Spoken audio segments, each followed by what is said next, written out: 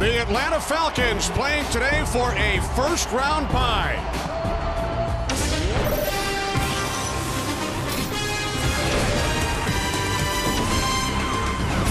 Week 17 of the National Football League, the final regular season game at the Georgia Dome in Atlanta. As two longtime division rivals get together, it's the Falcons and the Saints.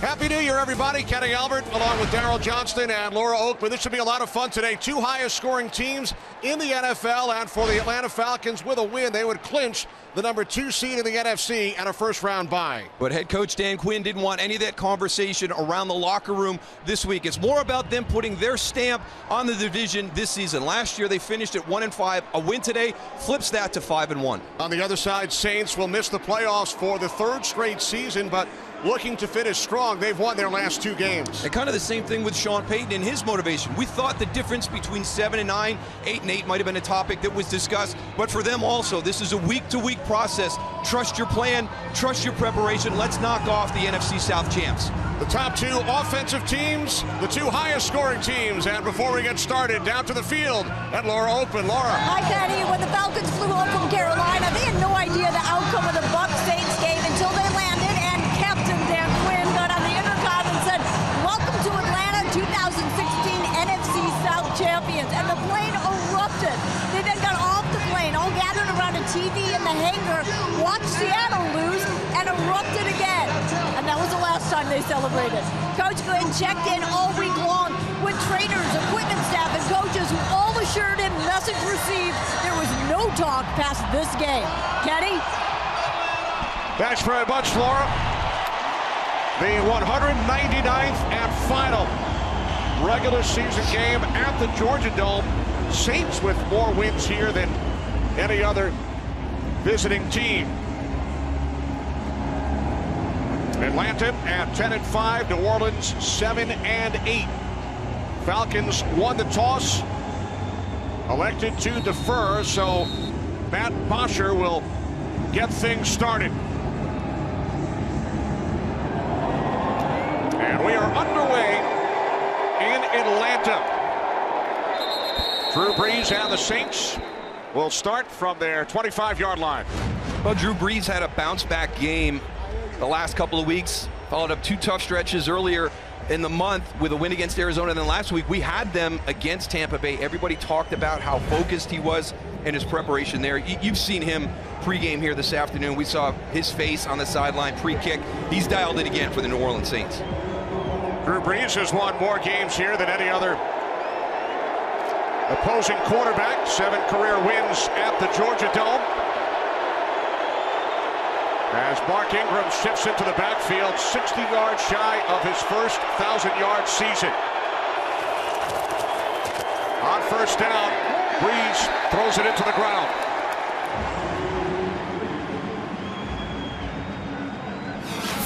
Well, you mentioned, Kenny, the opportunity to have a 1,000-yard season, and a lot of people don't think it's that big a deal anymore with the 16-game schedule, but the league has become specialized. It's running back by committee. It's been fun to watch Mark Ingram down here the second half of the season. He's run very physical. I'm cheering for him. I hope he gets that 61 yards and goes over 1,000. On second down, it's Ingram. He's now 61 away as he loses a yard. It's going to be tough against this Atlanta defense. They've really improved since the bye week, and one of the big areas is communication, the speed throughout the front. Vic Beasley Jr. coming off the edge in the passing game. That will be one of the big question marks. Sean Payton, Drew Brees, one of the best at making sure they're protected on their pass plays. Third down at 11. 3 receivers to the right. As Brees throws, it's short, intended for the tight end, Colby Fleeter. So the Saints go 3 and out on their opening possession and will punt it away. And that's a good job by the Falcons doing what they have to do against New Orleans. You have to create some negative plays early in the downs. First and second down, you can't allow New Orleans to get into that 3rd and medium range and get into their rhythm.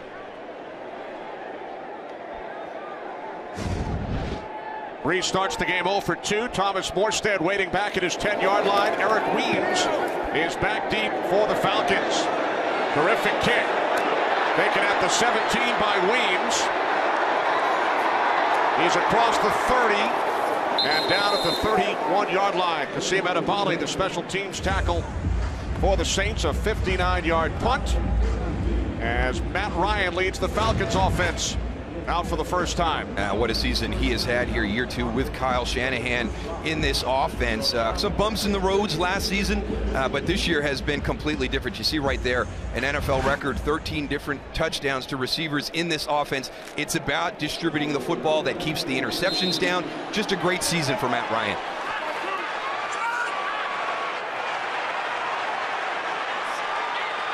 Falcons start from the 32. Empty backfield. Devontae Freeman in the slot. And this is Freeman. Stays on his feet. Is across the 40. A first down out to the 45-yard line as Ryan hits Freeman for a gain of 13. When you look at Atlanta, I think immediately you go to the outside. You worry about the matchups at the wide receiver position. But right there, empty set. You take the running backs out, whether it's Devontae Freeman, Tevin Coleman. You break formation, get them on the outside. They create matchup problems as running backs on the outside. Three wide receivers set. Julio Jones, bottom of your screen, split wide to the right. Now the Falcons empty the backfield on first down as Ryan throws in Saints territory for another first down to the 42-yard line of New Orleans. It is a gain of 12 for Justin Hardy. Now, one of the big reasons this offense has been so explosive this year, this group of five, the only group of five in the NFL to start every game together this season, that continuity allows you to run the ball effectively, pass protection, and we've already seen Devontae Freeman today. I really think if you're going to knock off the Falcons, you've got to find a way to control Devontae Freeman and Tevin Coleman in the backfield. Falcons without wide receiver Taylor Gabriel today due to a foot injury. Also without tight end Austin Hooper. Ryan over the middle, it's Freeman. And Freeman has another first down. He's inside the 20, the 15, and finally tackled inside the 10-yard line of the Saints. You just can't do this. It can't be this easy for this offense. Watch your linebackers right here. They're going to peel to the outside. Watch the void they create. That's too much space right now. He is going to make you miss. Everybody rallies to the point of the catch. You get blockers downfield in this offense with the wide receivers and the tight ends. Falcons have come out and really found a rhythm right off the bat. 3 plays, 3 first downs. They've scored on their opening possession, Darryl, in 5 straight games. No team has done it 6 in a row in the Super Bowl era. The Falcons are the first. Tevin Coleman into the end zone for the Atlanta touchdown.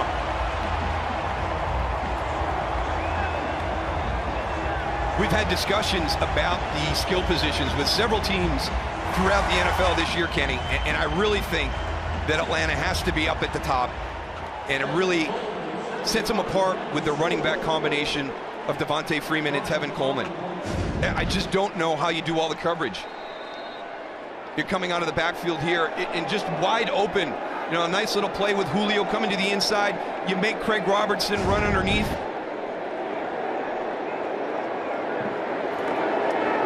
Pro Bowler Matt Bryant adds the extra point.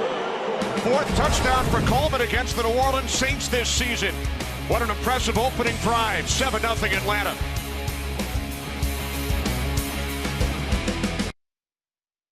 Today's game is sponsored by Southwest. Yes to low fares with nothing to hide. That's transparency. What an opening drive for the Atlanta Falcons. 4 plays, 68 yards, 13, 13, 35, and 7. But the complementary style that Atlanta started the game, the 3 and out, by their defense against the Saints offense, maybe more impressive than what the Atlanta offense did. So now Drew Brees goes back to work, and you look at the numbers for both of these quarterbacks, Brees and Ryan, most consecutive 4,000-yard seasons. Brees now at 11. Very impressive what they've been able to do here in the NFC South. And, you know, Matt Ryan comes in just a couple of years after Drew Brees arrives in New Orleans, so they've been battling it out here for about 9 years in the NFC South. A 5,000 in reach for both. Brees is closer than Ryan. There have been 8 5,000-yard seasons in NFL history. Breeze has done it 4 times. The statistics that he's put up throughout his career are absolutely amazing. Saints went 3 and out on their first drive. On the toss, it's Ingram. And Ingram is out to the 27. Gain of 2. He was in the building yesterday to watch his alma mater, Alabama, take on Washington. And he really talked about the success this season being the commitment he made in the offseason. Remember, he's coming off a shoulder injury the end of last season, really focused on the strength training, getting his body ready for this season, feels he's as strong and as fast as he's ever been in his career.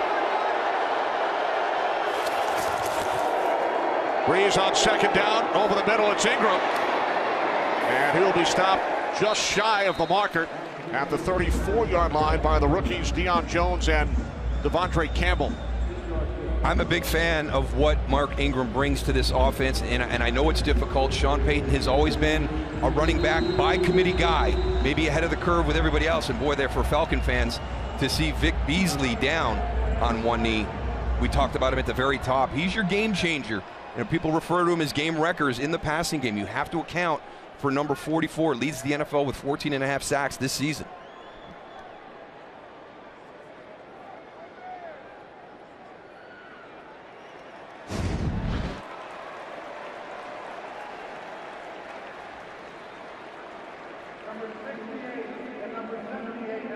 Tell you just, he goes on the twist inside and takes a shot from Jari Evans. Jari Evans is a big, strong man. So Vic Beasley to the sidelines. Saints sent in 2 extra blockers, Tim Lolito and Landon Turner. 3rd down and 1.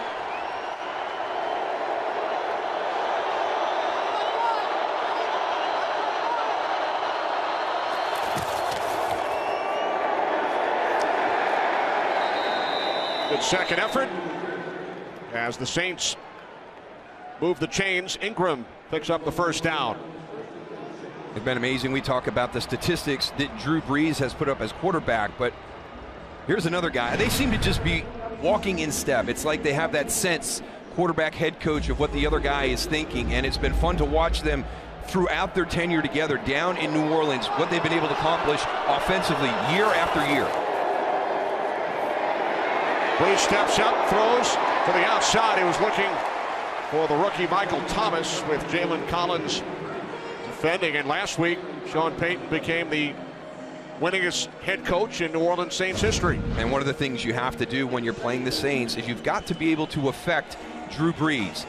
And there's the hit right there. And people talk about sacks. If you're moving him off the spot, if you're hitting him after the throw, it has an impact during the course of the game.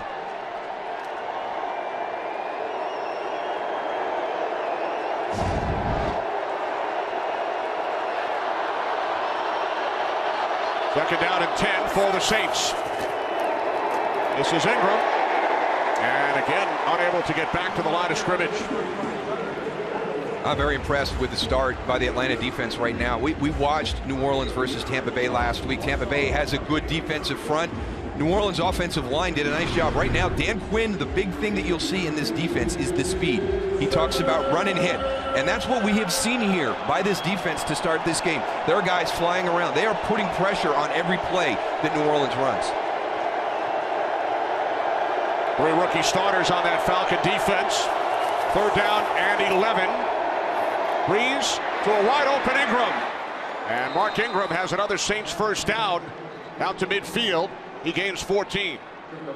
Just trusting the players around you to make a play. You know, 3rd and 11. We're going to throw it underneath to Mark Ingram. Watch him come out of the backfield. Just a simple arrow route. You're going to go out to the outside, now break back inside. A lot of depth by the linebackers of Atlanta to try and get back and cover up that deeper throw. So you drop it down to your running back. Give him a chance to get that first down. Saints have run 9 plays, 6 touches early for Ingram. Now Tim Hightower checks in for the first time.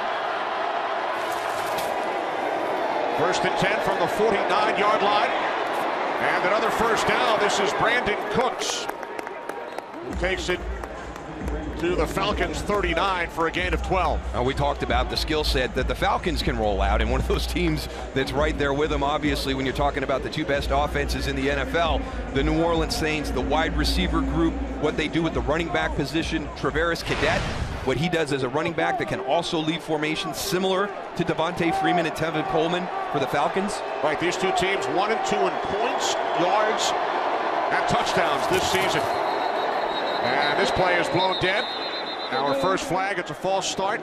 Ron Torbert, our referee today. False start. Offense, number 86, 5-yard penalty. It's still first down. It's on the tight end, John Phillips.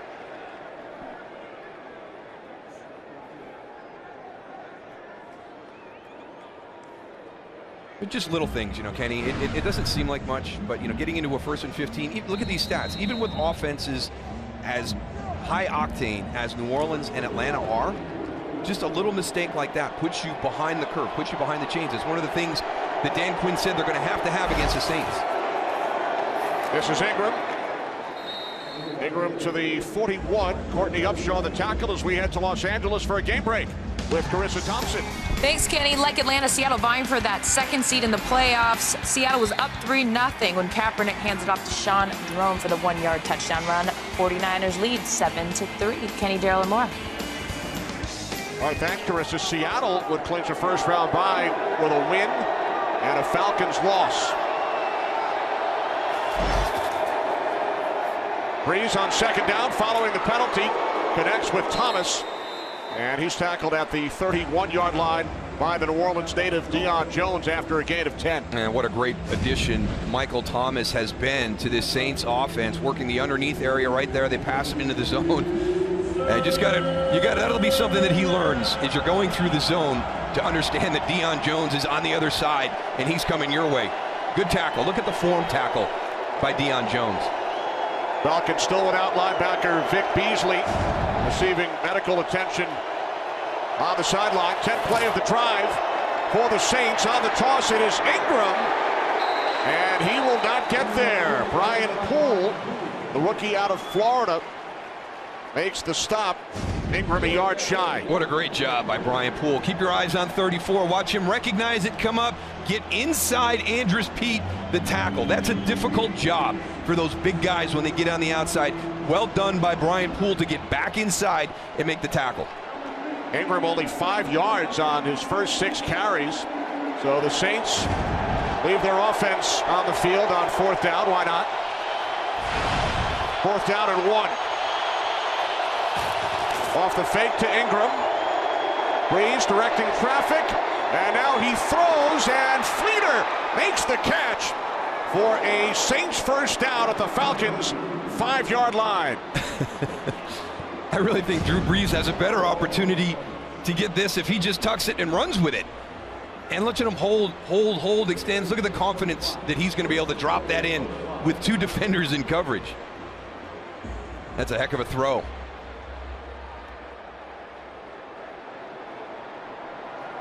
Saints needed 1. They gained 25. They lead the league in red zone touchdowns. 1st and goal from the 5. 3 wide receivers set. On the delay, it is Ingram. And Ingram takes it down to the 1. Gain of 4 on the play. I think anytime you play a team like New Orleans or like Atlanta, you're going to have to understand that they're going to make plays in that 4th and 1 situation. Atlanta does a really nice job defensively covering everything. Drew Brees really has no options. That's why I thought he may have tucked the ball down and tried to get it himself, but he makes a great throw into double coverage. Now the Saints send in the fullback, Kuhn. Timeout taken by the Falcons as the Saints send in their jumbo package. Kuhn along with Tim Lolito.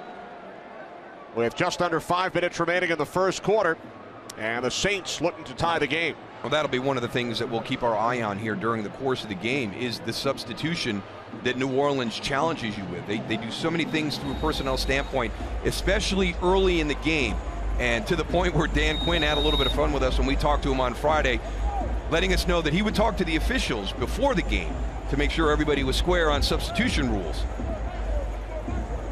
And sometimes the Saints will wait and send 4 or 5 players in with the play clock around 10 or 15. Yeah, and you've got to allow the defense to match, and when Atlanta does match, it's kind of a big sub package. You've got 4 or 5 guys that they're bringing on to try and match what New Orleans is doing from a personnel standpoint. So the Saints with their jumbo package, 2nd and goal from the 1. Ingram, the running back. John Kuhn, the fullback, 3-time Pro Bowler. It's Ingram, and he is bottled up.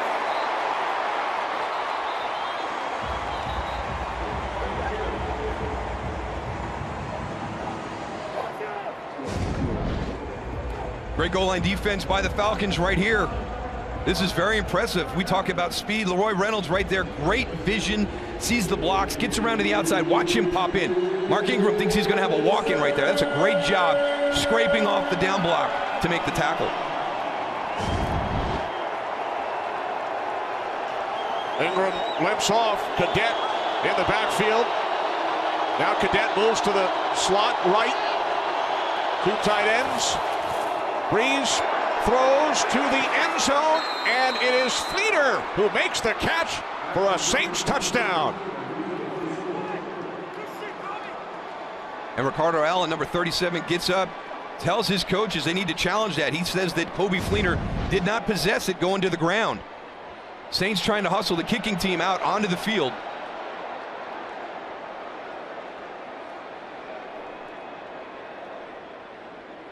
Possession, 2 feet through the process. Now remember, you can't challenge. All scoring plays are reviewed automatically. So they will take a look at it upstairs. There's possession. There's the 2nd foot.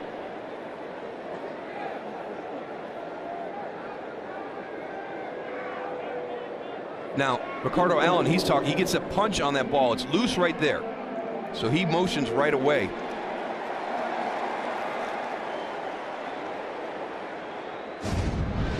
Ruled a touchdown on the field. All scoring plays are reviewed. We'll be back.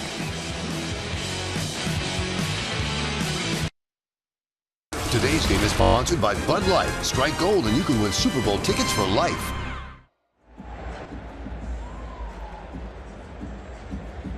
Back in Atlanta, the Saints touchdown is under review. Mike Pereira in Los Angeles, what do you see?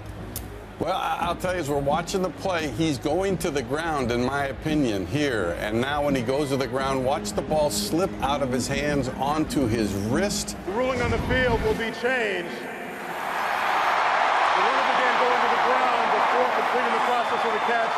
He lost control as he went to the ground. It's an incomplete pass. It'll be New Orleans ball, 4th and goal on the 1-yard line. The clock will start on the snap. Ron Torbert and the league got that right. Remember, it's a process when you're going to the ground. You have to maintain control. And since the ball slipped out of his hands onto the wrist and he was out of bounds at that point, that makes it incomplete. All right, thanks, Mike. So the ruling is reversed. Saints send out the field goal unit. The rookie Will Lutz, this was his home stadium in college at Georgia State. So familiar with the Dome. Grew up here in Georgia.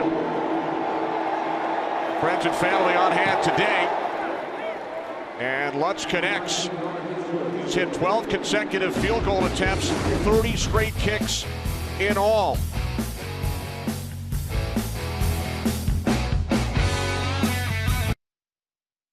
Today's game on Fox is sponsored by the all-new 2017 Ford Super Duty. This is the next level. By the $10 any pizza carryout deal, only at Pizza Hut. And by Samsung Pay. Turn your phone into your wallet. Just next door, Mercedes-Benz Stadium, new home of the Falcons, beginning next season. What a facility that's going to be. And they have some major events coming in. They're hitting the ground running for sure. The national championship game in college football next year, followed by a Super Bowl, a Final Four. 15-play drive for the Saints. They thought they had a touchdown. The call was reversed. Lutz connected on a 19-yard field goal. And now the Falcons will start at their 25 with a 7-3 lead. Falcons know they will host at least one playoff game. This is their final regular season game at the Georgia Dome. It opened back in 1992. You played 4 games here, Darryl, including Super Bowl 28. You scored a touchdown back in October of 95 against the Falcons here at the Georgia Dome. Record of 3-1 for you. Pretty not good. bad. Not bad. 750. Including the big one, Super Bowl 28. The most important one.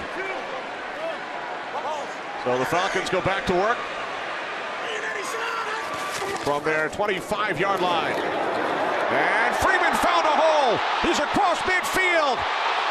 Devontae Freeman inside the 20, the 10, touchdown, 75 yards.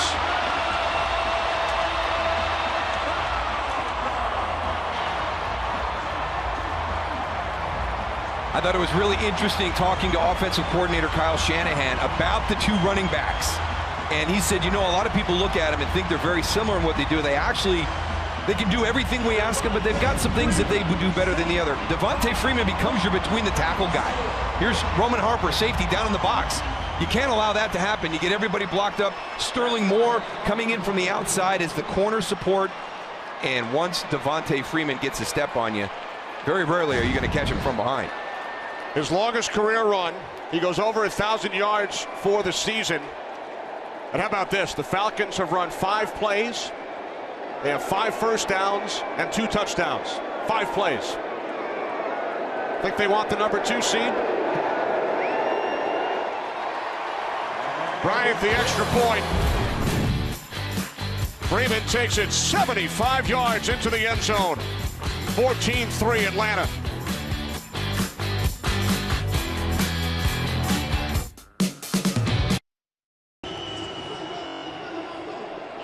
Devontae Freeman, 5th longest run in Atlanta Falcons history, all 5 here at the Dome.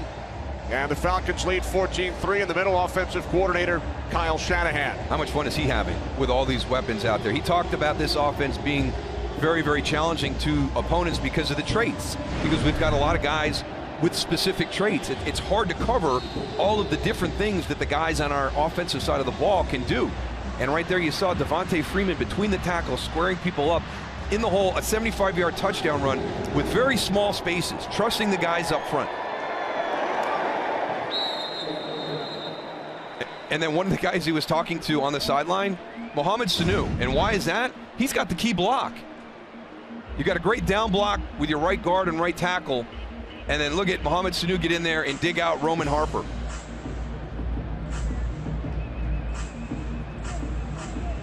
The brotherhood that Dan Quinn preaches day after day. I mean, everybody doing everything they can for their team. A great job by Mohamed Sanu getting in there and digging out the safety. There's Raheem Morris, the assistant head coach, now on the offensive side. Former head coach of the Tampa Bay Buccaneers, defensive coach for most of his career. Breeze to Fleener. And what a reversal. Saints thought they had the Fleener touchdown moments ago. Goes to review. They wind up with a field goal. Then on the next play, the 75-yard score by Freeman. And this is the model that Dan Quinn is trying to build here in Atlanta. This offense is so explosive. You get out to a 14-3 lead. Now just think next year you're into your new facility, the Mercedes Dome, and now you're going to turn loose your speed rushers coming off the edge. Kind of like the same combination that the Colts did with Peyton Manning up in Indianapolis. 2nd and 1, it's Tim Hightower. Good second effort by Hightower. Looks to have a Saints first down. And it's hard as an offense coming out and understanding, listen, you know, we've got to make sure that we give our time for our defense to get rest. We've got to stay paced. It's very difficult balancing those nerves of, oh my gosh, Atlanta just jumped out 14-3 on us, the worst thing we could possibly let happen. You've got to stay true. You've got to be patient.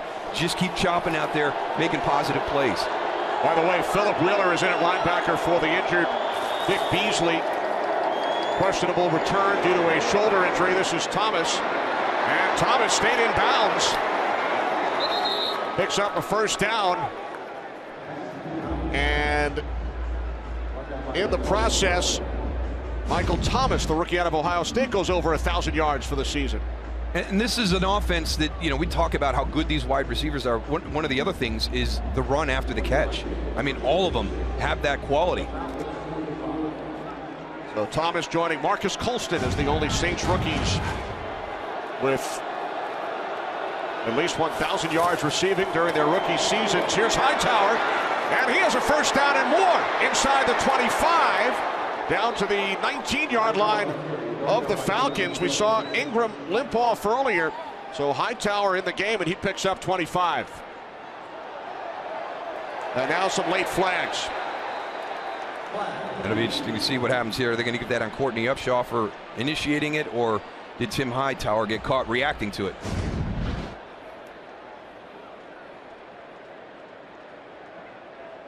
That's where it starts. Nothing gets called there. It kind of gets called after they start walking away. Unsportsmanlike conduct by the defense, number 91. Initiated the confrontation with number 34. Half the distance to the goal, automatic first down. That's So number 91's first unsportsmanlike conduct penalty toward potential disqualification. So it's Courtney Upshaw. And as you heard from Ron Torbert, one more penalty in a similar category and he would be ejected. But we saw Tim Hightower, you know, take a swing at Courtney Upshaw. Lucky that he didn't get flagged for taking the swing. But I do like that you pick out one person who initiated it right there. So you're not going after the reaction. You're actually going after the person who initiated the foul. Right, good job by the officiating crew. Ingram back in. First and goal from the Falcons 10. As Ingram takes it inside the 5, another flag down to the 3-yard line.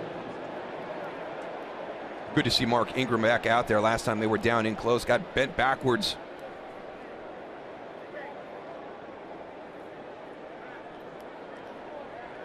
During the run, holding, defense number 95, half the distance to the goal, automatic first down.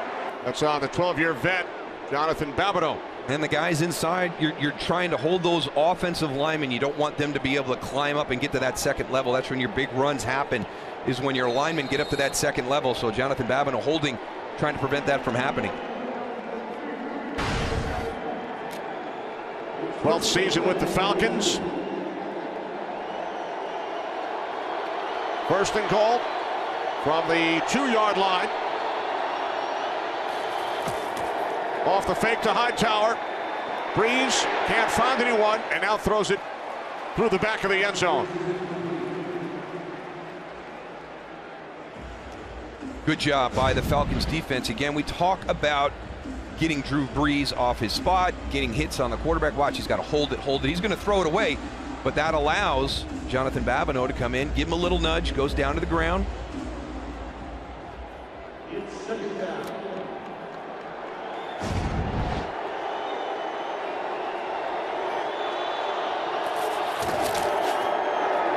This is Hightower, and he takes it in for a Saints touchdown. Nice job by the Saints front right there. It's difficult to run wide out on the perimeter against Atlanta. We talked about that run hit mentality, the speed that they have. Watch him get it out leveraged right away. John Coote, good lead block on the outside. Leroy Reynolds kind of squeezes a little bit too long, makes it easy, and they've got the Falcons defense outflanked. By the way, the Falcons defense included an offensive lineman. They sent out Ben Garland, number 63, along the D-line on that play. Bigger bodies. Garland at 6'5", 308.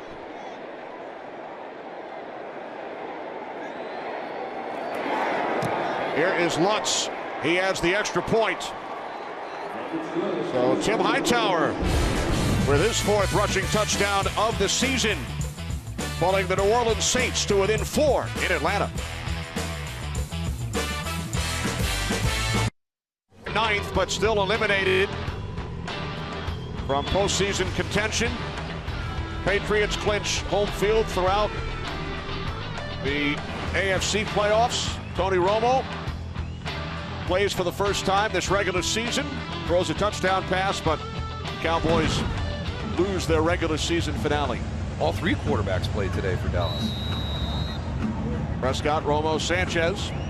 So the Cowboys finished 13-3. #1 seed in the NFC.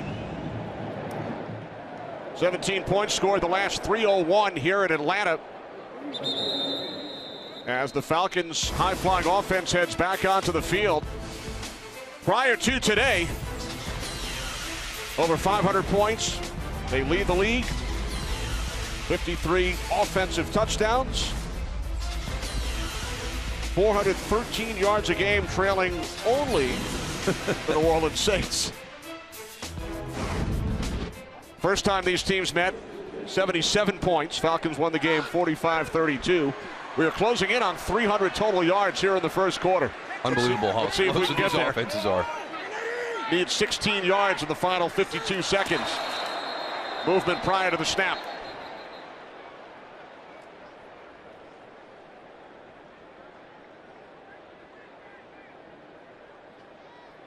Neutral zone infraction. Defense, number 98. 5-yard penalty. First down. Thought Sheldon Rankins grew up in Georgia. So excited to finally play here. He said he attended one Falcons game as a youngster. Got to watch Michael Vick and the Falcons, but has never played at the Georgia Dome.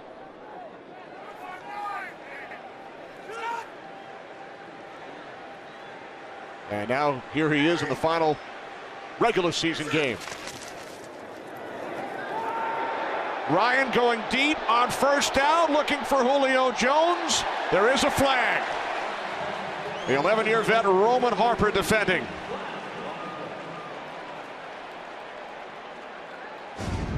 That's tough duty for Roman Harper right there. I mean, here's your marquee receiver for this Atlanta offense. Hand check in contact right upon arrival. If you can get your premier receiver isolated on the safety. Defense, number 41. The ball will be placed at the spot of the foul. Automatic first down.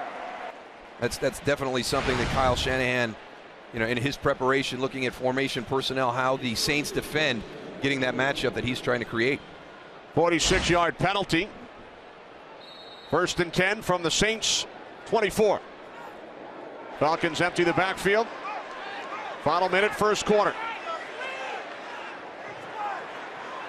Now Ryan instructing his wide receivers. Ryan looking left on first down. And now he throws on the slant. And it's incomplete. Intended for the tight end, Levine Toilolo. This seems like one of those plays that the offense wasn't in sync pre-snap. You can see Matt Ryan right there. A lot of adjustment out to the right.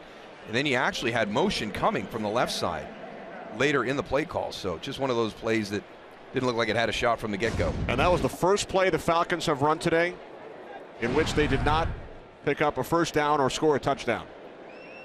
Not a bad yards per play right there, Kenny. A 75-yard touchdown run on their last possession. America's fastest growing sports show is on FS1. Tomorrow, we debate Saints, Falcons, and look ahead to the playoffs. And I'll tell you who's going to win the Super Bowl. Leave the predictions to the experts. Undisputed, 9:30 Eastern, FS1. Could it be the Falcons? What do you think? Why not? Why not? I tell everybody in Dallas, you know, people ask, you know, what is the one team we should be worried about? And we've had an opportunity to see a lot of these playoff teams in the NFC, and I keep telling them about this group. Dan Quinn has done a great job here in year 2. The defense, you heard Jimmy Johnson talk about it in the pregame show. The defense is really the difference this season.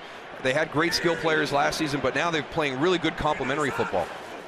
On 2nd and 10, Ryan finds Julio Jones inside the 10. And finally down at the 3-yard line of the Saints.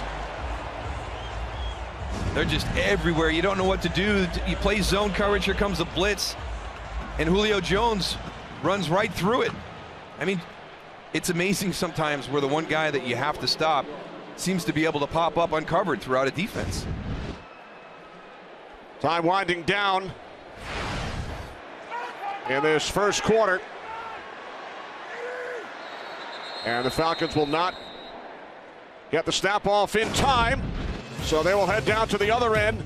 A win clinches the number 2 seed for the Falcons. They lead the Saints on America's Game of the Week, 14-10.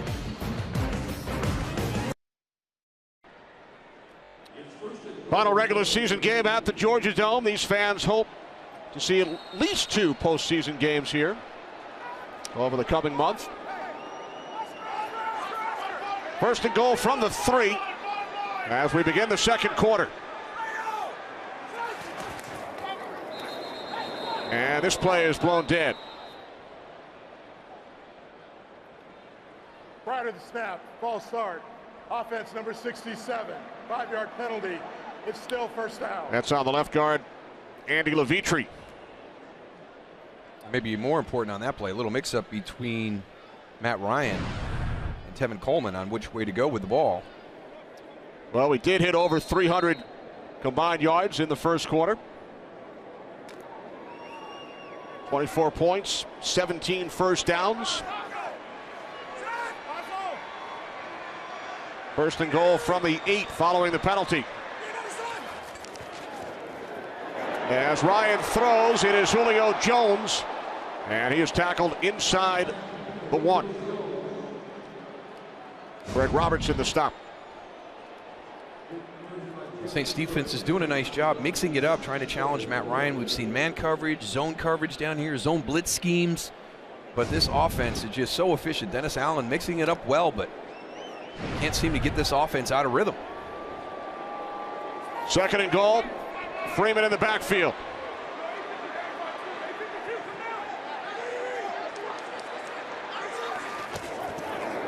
Ryan throws. Jones.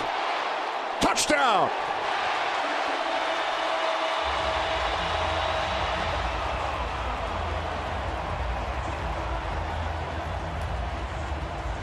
Just so many attributes that Julio Jones has playing the wide receiver position, the size, the speed, the ability to change direction at that size. But watch the footwork here as well against B.W. Webb. Beats him immediately, but watch him get the toes down. Catches it at the highest point. Tap, tap.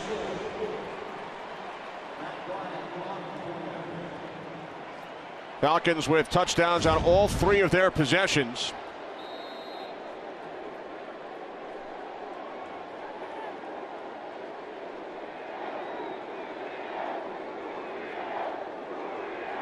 Matt Bryant, leading scorer in the league this season. 21-10 Atlanta. First touchdown the last 5 games for Julio Jones as Matt Ryan celebrates. Back in 30 seconds.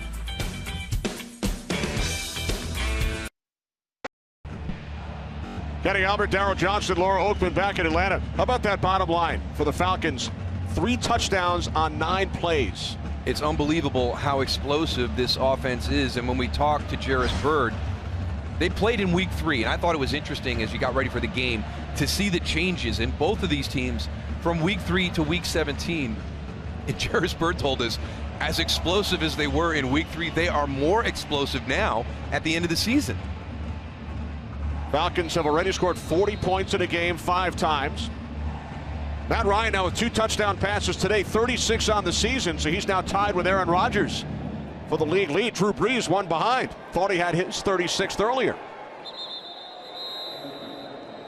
So early second quarter, Brees and the Saints offense back onto the field, trying to keep up with what the Falcons offense has done. Exactly. I mean, it's you've got to stay with your plan. You've got to stay with what you've got on that card called and not panic when Atlanta is having the success that they're having. It's been a methodical approach by the New Orleans Saints. I mean, they're moving the ball effectively, taking their time, but it's hard sometimes to fight that urge to step out of your comfort zone. And that's exactly what Atlanta's offense forces the other offense to do, to step out of that comfort zone, try to press a little bit because they're so explosive at scoring points. First and 10, 25-yard line as Brees hits Ingram. But he's tackled behind the line by Paul Warlow as we head to Los Angeles for another game break. Here's Carissa. Thanks, Kenny. As we head to Washington, Giants up 3-0 when Eli hands it off to Rashad Jennings for this 2-yard score. A Redskins loss puts the Packers and the Lions in the playoffs. Seeding would be the only thing left to determine. Giants up 10-0. Kenny, Darryl, and more. All right, thanks, Carissa. Giants locked into the 5 seed. I kind of laugh a little bit. Yeah, the Giants have locked in at the 5th seed. What do they have to play for? It's the Redskins. It's in the division. There's a lot to play for. It's heading into the playoffs on a winning note. The way the Giants always win. Right. Their 2 most recent Super Bowls. Brandon Cooks makes the catch. And good news for the Falcons, guys. Vic Beasley has returned to the field. Great news for the Falcons because it's a critical element of this defense. The ability to be that person that coordinators have to account for in your protection scheme. You may have a great play drawn up, love it on film. All of a sudden you take a look at what Atlanta does defensively. You know what? Maybe this isn't great with the athleticism that Vic Beasley has. Let's kind of put this one on the shelf. Heading to his first Pro Bowl, one of 6 Falcons who were named to the NFC squad. 3rd down and 8. Saints must get to the 35 for a first down. Breeze in trouble, gets rid of it. And then Deion Jones got a hand on it. One of the things that New Orleans is going to try and do, they're going to try and change formational strength. They're going to motion people across because it has an impact on what Atlanta does. You can see right there. Adrian Claiborne changing all the way to the other side as they redesignate strength. Boy, Deion Jones just one step away. He had a big one in week 3 against Drew Brees. Right, a 90-yard return back home in New Orleans. Weems back deep. Morstead punting for the 2nd time. Wow. Forcing Weems all the way back to the 16. And he will be tackled shy of the 25-yard line. Nate Stupar, the ex-Falcon, getting downfield for the Saints. Big numbers throughout their careers, season, and today. Breeze and Ryan.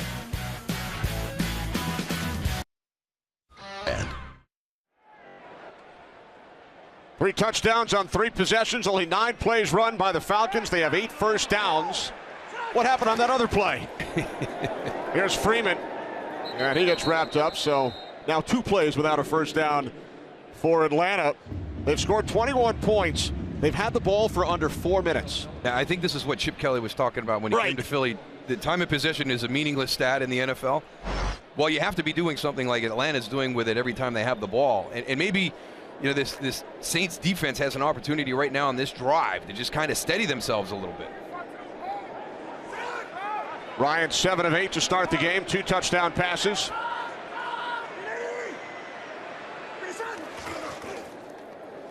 Play action on 2nd and 9, and it's Julio Jones for a Falcons first down out to the 43. I just don't know how you cover this guy. I mean, he's fearless going up into the middle of the field. A nice release there, gets back up on the stem so he can take the inside route. Knows he's going to take a hit from Jarris Byrd, elevated, exposed.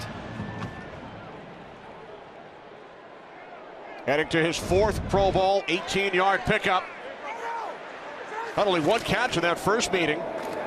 Falcons were outstanding on the ground in that game as Freeman gains 3 out to the 46. Devontae Freeman with a 75-yard touchdown run in the first quarter.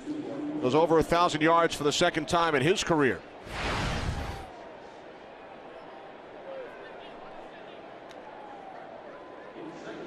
Julio Jones, 4 receptions today, now has 80 on the season, chatting with his head coach. 2nd down and 7.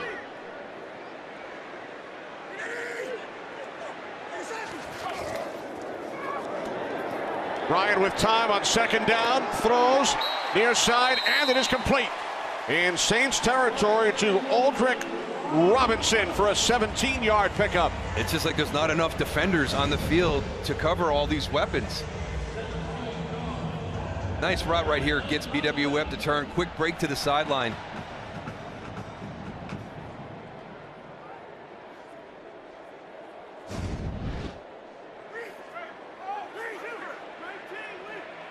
Ryan has completed passes to 5 different Falcon teammates so far today. This is Freeman, and he's tackled at the 35-yard line by Nick Fairley, gain of 2. Back to Los Angeles, Carissa. Thanks, Kenny. In San Francisco, 14-6 after a fumble recovery. Seattle takes advantage. Russell Wilson, 11-yard touchdown to Luke Wilson. An Atlanta win and Seattle win. Seattle gets the 3 seed. 49ers lead 14-13. Kenny? All right, thanks, Carissa. Atlanta, 2 seed with a win. Seattle would be the 2 seed with a win and a Falcons loss.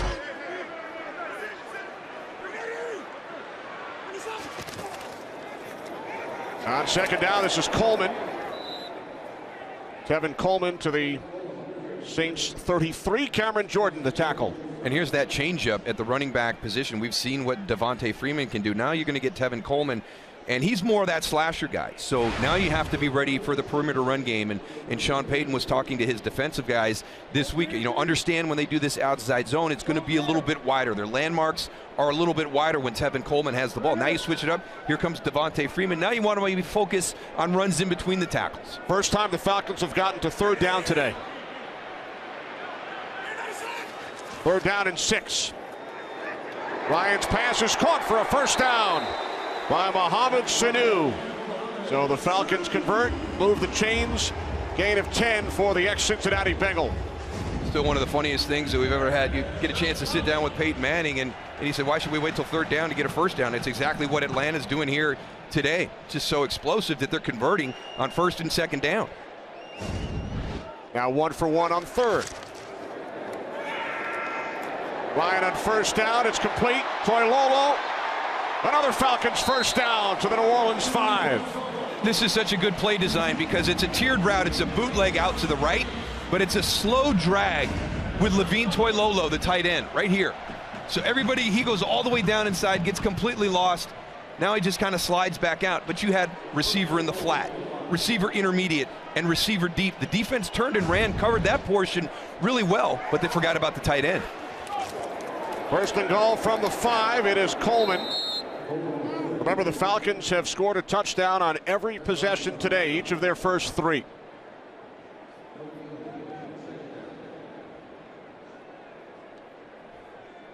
Dennis Allen right now just must be, oh my, we're doing everything we can. I don't know what to do to stop these guys. Dennis Allen, whose father played for the Falcons. Dennis coached here. 3 possessions, 3 touchdowns for Atlanta. Midway through the 2nd quarter. 3 receivers to the right side. 2nd and goal. And this play is blown dead. Movement prior to the snap. False start. Prior to the snap, false start. Offense number 70. 5-yard penalty.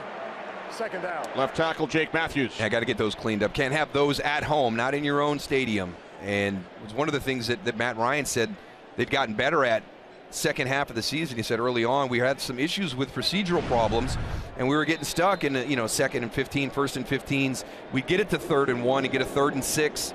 So they've cleaned that up here down the stretch. Can't have those in the red zone.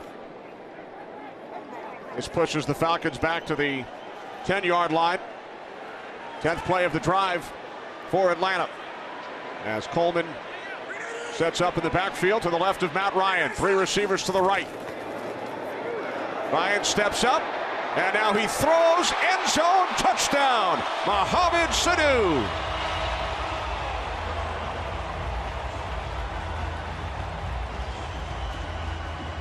This is one of the areas that I think Matt Ryan has really taken that next step and elevated his play this season to have a type of year where you're being mentioned in the MVP candidacy.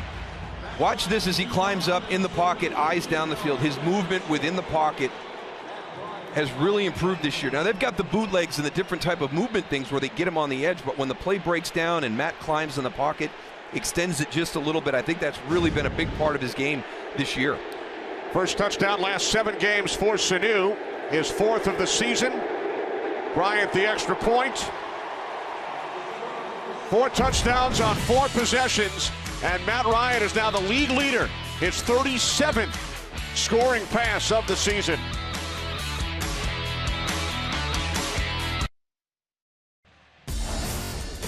Well, Darryl, you mentioned it.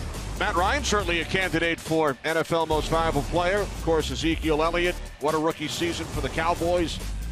Tom Brady and the Patriots, unbelievable once again. Aaron Rodgers and the Packers looking to win their division tonight. Yeah, and our own Terry Bradshaw in the pregame show went with Matt Ryan from the list that they had compiled, and he's just had a tremendous year. You mentioned it on that last touchdown throw. Now he leads the NFL, and he's only has 7 interceptions. And with all the guys around that he has as weapons, the distribution, it puts his touchdown total up and his interception total down. 3 touchdown passes today, only 1 incompletion. He's 12 of 13. Back in a moment. Home game ever at the Georgia Dome. Put together a near perfect first half. They've scored touchdowns on each of their 4 possessions. Lead the Saints 28-10. On the toss, it is Ingram. And Mark Ingram takes it out to the 32-yard line. His best run of the day, a pickup of 7. And we talked about at the top, he needed 60 yards coming in to get to that 1,000-yard plateau as a running back. And only the second season in his NFL career to get through 16 games, and that's one of the things you're going to have to do to get to that 1,000-yard total. So he's getting closer. 22 today, needs 38. Saints' longest active drought as Rankins heads off. No 1,000-yard rushers since Deuce McAllister in 2006. And here's Ingram. Big yardage on this play as he is forced out of bounds close to midfield. He gains 17, so is now just 21 shy. Good quick decision to bounce outside, and for all you young guys, now watch where he's got the ball. He's got it in the outside hand. Why is that important? You can use your stiff arm. You keep it away from the defender.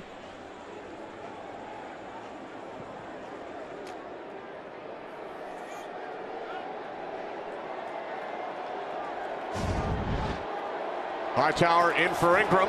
Off the fake toss to Hightower. Breeze sets and throws, and the catch is made for a first down by Michael Thomas to the Falcons' 26-yard line as Thomas gains 25. You know, sometimes you wonder if anybody is covered in Drew Brees' eyes. Watch the coverage on this one with Michael Thomas. You're getting trailed by Paul Warlow right there. It just gets it right over his left shoulder to Michael Thomas. Thomas coming into the game, Darryl, 82 receptions, 20 more than any other rookie in the league. That's how wide the gap was. 3 catches today for Thomas. From the Falcons' 26. Breeze on the slant. He was looking for Thomas once again. Well, the Saints organization does a great job of finding those wide receivers to come in and play in this offense run by Drew Brees, whether it's, you know, Brandon Cooks high in the draft, Michael Thomas 2nd-round draft pick. You find a guy like Willie Snead right there in the slot. Nobody seems to be able to find a way to get him productive on the field. Willie Snead comes to New Orleans and plays lights out.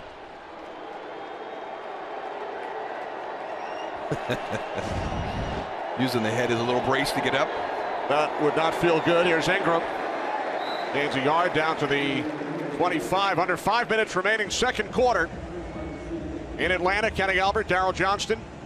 Laura Oakman, final regular season game for the Falcons and the Saints. Atlanta heading to the postseason.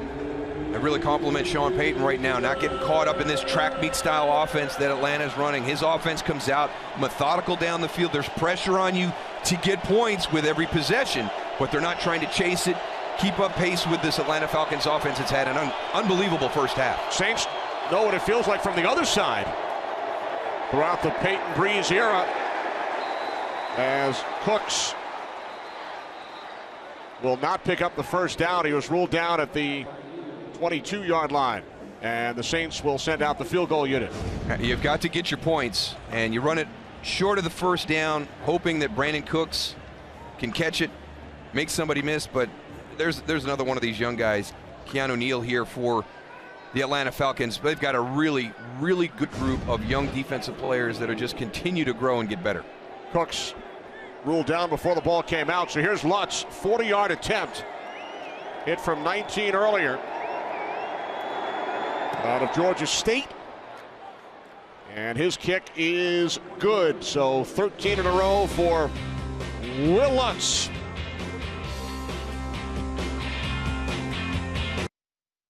Now, free from the App Store. The changeover following the Peach Bowl yesterday, Alabama and Washington. The game ended less than 24 hours ago. Yeah, and a big thank you and a big shout out to our crew, because when you have these types of changeovers and the college game is going out, we have to wait until our guys can come in to set up for us this afternoon. So I think some of them actually rang in the new year here at the Georgia Dome last night. Yes, many of them did. Some even in an elevator. Yeah, one in an elevator. That was 2016, turned to 2017. He's to our right in the broadcast booth, cameraman extraordinaire Win Bernfeld, as Weems takes a knee, and we head to Los Angeles. Carissa. Thanks, Kenny. Seattle trailing 14-13 late in the second quarter. Thomas Rawls' 1-yard touchdown run, and after a blocked extra point, the Seahawks lead 19-14. Of course, the Hawks trying to keep pace with Atlanta for that 2 seed. Kenny? All right, thanks, Carissa. So a Seattle win and an Atlanta loss, and the Seahawks would get the bye, 2 seed. Atlanta gets the 2 seed with a win. Detroit could still finish in the number 2 spot, or they could miss the playoffs. Many different possibilities for the Lions. Falcons with touchdowns on their first 4 possessions. They also did it against Green Bay earlier this season as Ryan fires, and the catch is made by Aldrick Robinson for a Falcons first down. Gain of 19, so the Cowboys locked into the number 1 seed. Falcons with a win get the 2. Giants locked into the 5. And the Redskins need to win, but they trail the Giants 10-0. And I really do like the approach that Dan Quinn took for his team coming into this game. Not worrying, not talking about establishing that number 2 seed and getting that bye, but more, let's just finish the right way within our division. They've come out and played excellent here in the first half. From the 44 on first down, it is Freeman. And he works his way out to the 46-yard line. We mentioned the Lions. How can they get the 2 seed? They would have to beat the Packers tonight and hope that both the Falcons and the Seahawks lose their games, and then Detroit would be the 2. One of the things that Matt Ryan told us was, I have all the confidence in the world with my guys on the outside. I'm not bragging on them. I'm not being disrespectful of what the Saints have as a defense. I just feel great with our matchups on the outside. The big thing is, can we control that Saints defensive line, that defensive front? And they have done a really good job. The offensive line of the Atlanta Falcons has done a nice job. It allows the running game to get going. When this Atlanta run game gets moving the way it has today with the explosive plays and what these guys can do, it puts so much stress on that defense. Saints use their first time out. Now 2nd down and 8.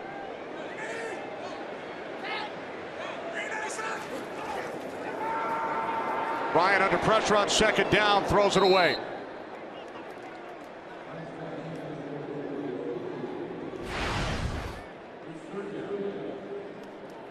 Falcons closing in on 300 yards of offense in the first half. You talk about a big snap here. The Saints defense has got Atlanta, and it tips towards their defense, the advantage here. 3rd and long situation. What does Kyle Shanahan dial up here? This Saints offense needs to get off the field without Atlanta scoring any points. Give their offense a chance to try and close this gap here. Only the 2nd time the Falcons have gotten to 3rd down. They converted the first time. Let's get to the New Orleans 46-yard line. And they will. It is Hardy. Takes it all the way down to the Saints 37. Justin Hardy needed 8 and he gained 17. Just the confidence to be able to come out here and make plays. Justin Hardy on the outside. Obviously you're going to focus on Julio Jones in the deep route. Just a nice job. Break into the outside, then back inside versus Sterling Moore.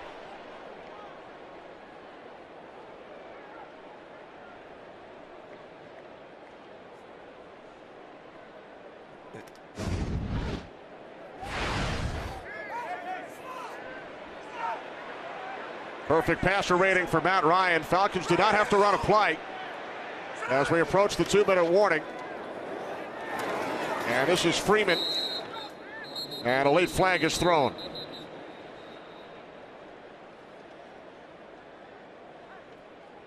Another reason that was a big opportunity for the Saints defense to get a stop. Atlanta deferred at the beginning of the game.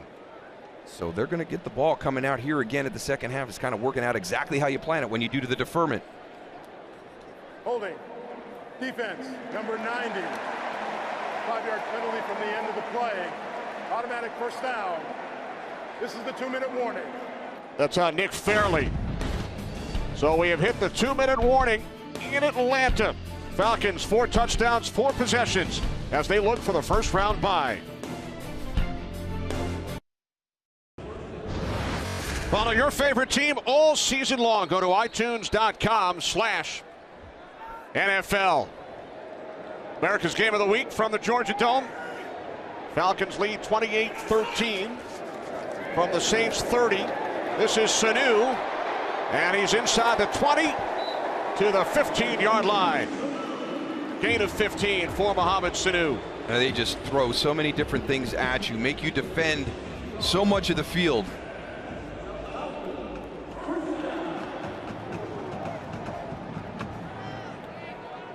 New set of downs for the Falcons. A minute and a half remaining. Second quarter in Atlanta. First and 10 from the Saints 15. Ryan to the outside, it's Freeman. Clock continues to run. Freeman picks up 7. It's funny talking to Kyle Shanahan. I'm a big hang your hat guy. There should be an element of your offense that you kind of hang your hat on when you get into the red zone, when you have critical snaps during the game. And he said the thing that we hang our hat on is making the defense uncomfortable, having them step out of their comfort zone, because we do have so many weapons with unique traits on the offensive side of the ball. We can do virtually anything we can to create that mismatch. 3 receivers to the left side. Now Nick Williams shifts to the right. Second down and 3. As Freeman takes it to the Saints 6-yard line.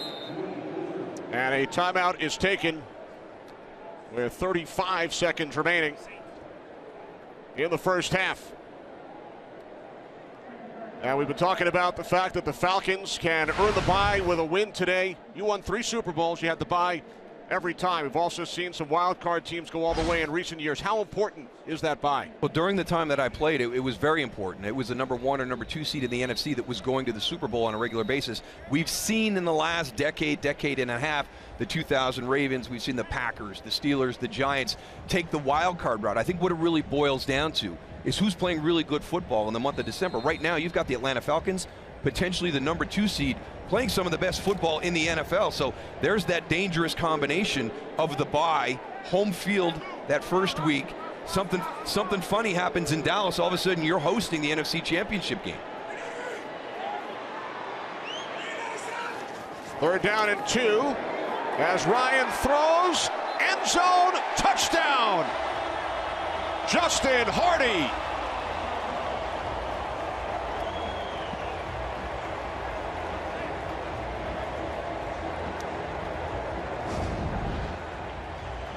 Remember, the ball just has to break the plane when it goes in. So where is it when he first catches it? You can see right there, he has broken the plane. Sterling Moore with the hit knocks Justin Hardy out. Ball breaks the plane. 5 touchdowns on 5 possessions for the Falcons. 4th of the season for Hardy.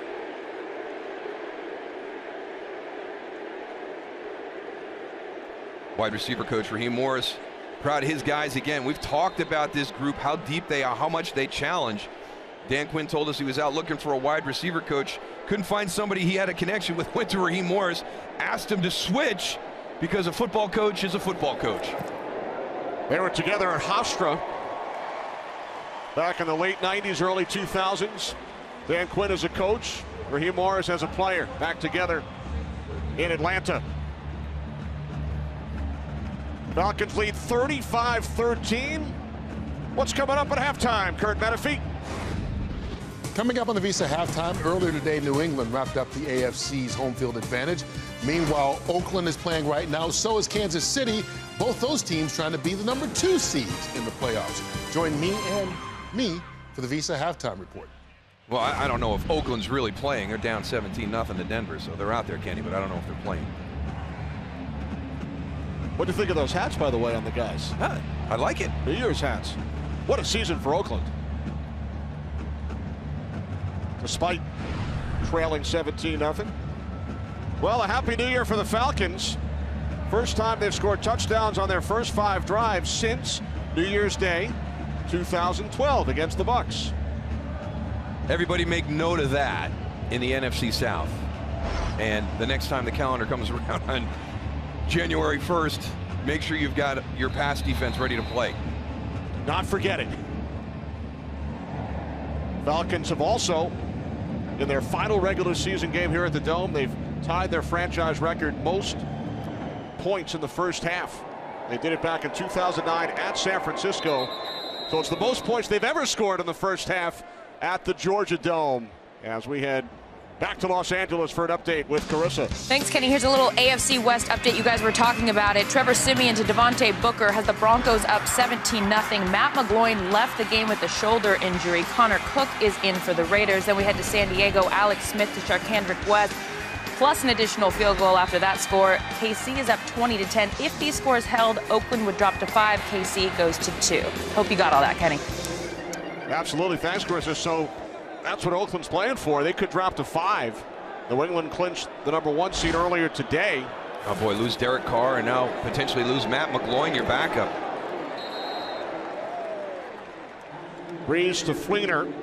Final half minute of the quarter. Incomplete. So Kansas City needs a win and an Oakland loss. And if those two results take place, Andy Reid's Chiefs would be the 2 seed. And they would have a bye next weekend. Second down and 10 as Breeze is tackled by Vic Beasley. It's behind the line. 15.5 sacks for Vic Beasley, one shy of John Abraham's franchise record. Speed rush off the edge, but that time just kind of playing back underneath. Very quick defense. They cover ground. All 3 levels have excellent speed. First half comes to an end. Beasley into the shoulder earlier, returns, sacks Drew Brees on the final play of the first half.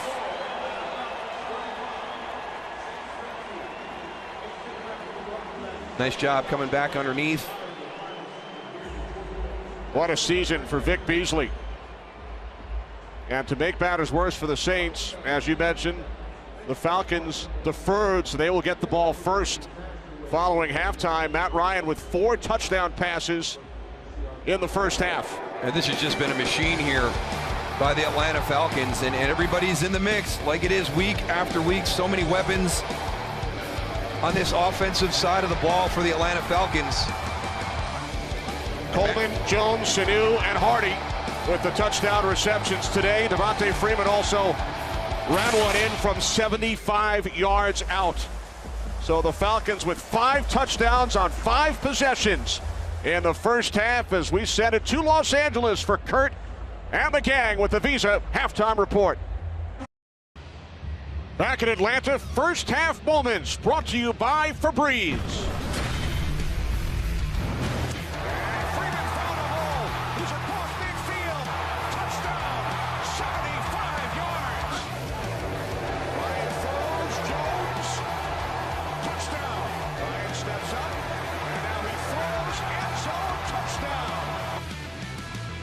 First half moments brought to you by Febreze. Here at the Georgia Dome in Atlanta, Falcons score a touchdown on all 5 possessions, over 300 yards for the Falcons. As impressive a first half of offense as I've seen this year, Kenny. And because the Falcons deferred at the start of the game, they will get the ball first to begin the second half. And they will start at the 25-yard line. Matt Ryan with 4 touchdown passes in the first half, matching his career best. And one of the questions now that we'll talk about over the next hour or so is How long does Dan Quinn leave the starters in the game? Yeah, this was not about winning and securing the bye and the number 2 seed. This was about finishing out the division, putting your stamp on it. I think we put a pretty good stamp on it there in the first half. Now, how long do you leave Matt Ryan in? How long do you leave the key guys on this football team out there?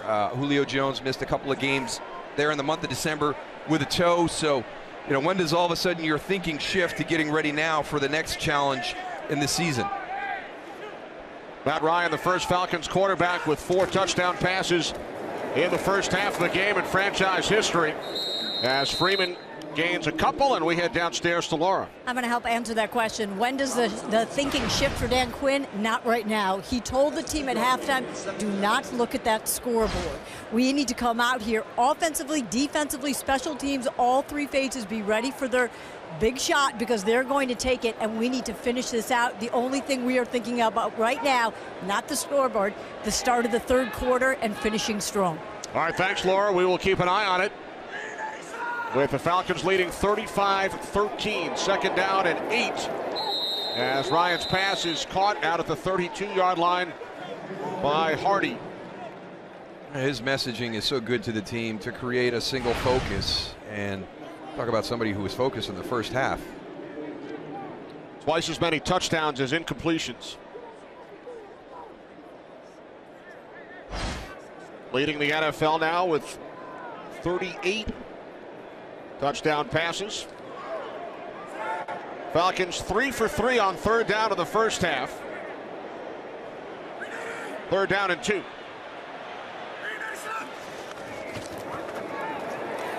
Ryan in trouble, and he is sacked for the first time today. It's Nick Fairley breaking through. Well, you finally make a stop. Your defense comes out here to start the second half, and that had to be a huge point of messaging in the Saints locker room because they played that deferment perfectly. You get an opportunity at the end of the half to get points. You're coming right back out in the second half, and you're going to get the football. It's up to that Saints defense to come out and force a 3-and-out to get the ball back to Drew Brees. That's a career high 6.5 sacks for Fairley.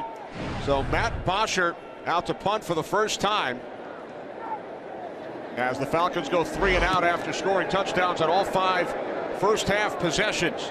Fair catch is called for by Tommy Lee Lewis. Nearly had some trouble with it. So the Saints will take over at their 24 early 3rd quarter. Transparency. By the $10 any pizza carryout deal, only at Pizza Hut. And by Ram Trucks, America's longest lasting pickups. Interesting way to spend New Year's weekend in Atlanta. That's still one of the most amazing places I've ever had the chance to visit, the Georgia World Aquarium. It's unbelievable. It's just a cool design, cool displays. New Orleans has the World War II Museum, so fans in the NFC South, you can take some great road trips. And then on Sunday, it's the Falcons and Saints wrapping up the regular season as Brees throws, and it's complete. Willie Snead out to the 44-yard line, gain of 20, down to Laura. I talked to Sean Payton at halftime, who said, we haven't stopped them in a single series. We have to go in at halftime, look at what we're doing, and not do that. It's not working. He said, we've got to be better. Hardest thing is what he said you guys have been talking about offensively, not abandoning their game plan to keep up with this offense. Said we have to play smart, not settle for field goals. We need touchdowns. Kenny. Thanks, Laura, with that last completion. Drew Brees goes over 5,000 yards for the season once again. Hands it off to Ingram on first down. So it's been done 9 times. Brees with 5 of the 9. It's just unbelievable. And at this stage of his career, and we talked about this last week with the Tampa Bay Buccaneers and Tom Brady saying he hopes to play into his early 40s, mid 40s. I don't see any reason why Drew Brees would not be able to do that same thing if he elects to do so. He's playing so well at this stage of his career. I mean, he's a tireless worker. His work ethic allows his body to be ready to play. His preparation during the course of the week gives him that extra advantage. And the chemistry that he and Sean Payton have developed in their time together in New Orleans, just unbelievable. Look at these numbers. Highest career completion percentage, 3rd all time in passing yards, 3rd in career touchdown passes, and his 5th 5,000-yard season today, and of course, most importantly, a Super Bowl champion.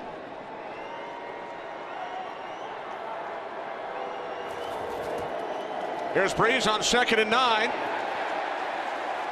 As he was looking to add to those totals, and he's taken down back at the 35-yard line. Good push from the inside by Grady Jarrett.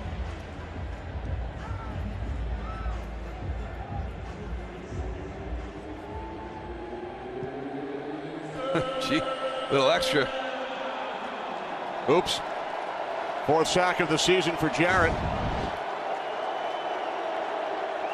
3rd down and 18. Breeze checks it down to Ingram. Not nearly enough. So now the Saints will punt it away. A huge play by Grady Jarrett on that sack to get them into that 3rd and long situation. We saw the Saints defense come out, get the 3 and out. Now their offense comes out, and you know, Laura had talked to Sean coming out of halftime. We can't get caught in that track beat mentality. And you go down and get points right there, I think you can settle down. Now, here comes Atlanta back out on the field. So a missed opportunity out near midfield by the Saints offense. Morstead's first 2 punts, 59 and 57 yards. Another good one here. And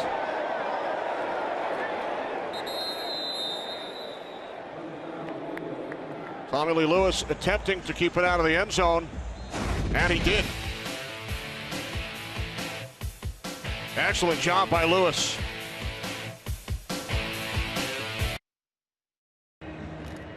Watch every live 2017 NFL playoff game at HD, all data free on NFL Mobile.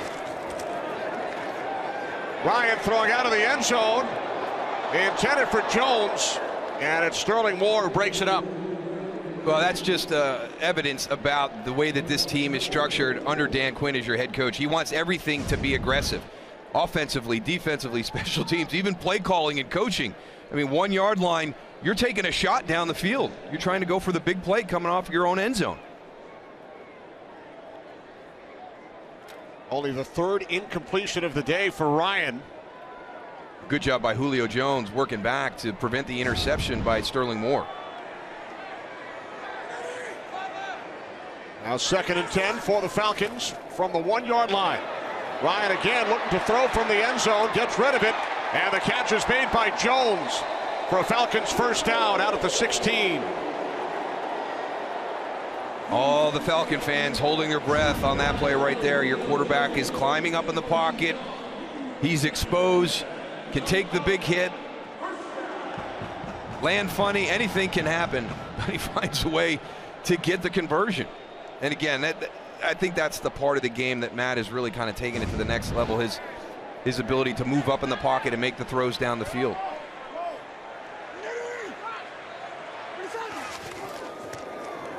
Play action on first down as Ryan connects with Jones once again. Out at the 39-yard line, another Falcons first down, 23-yard pass play.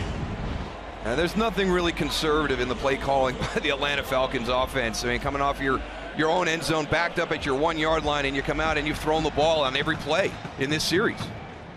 And you're extending it down the field. You're trying to push it vertically down the field.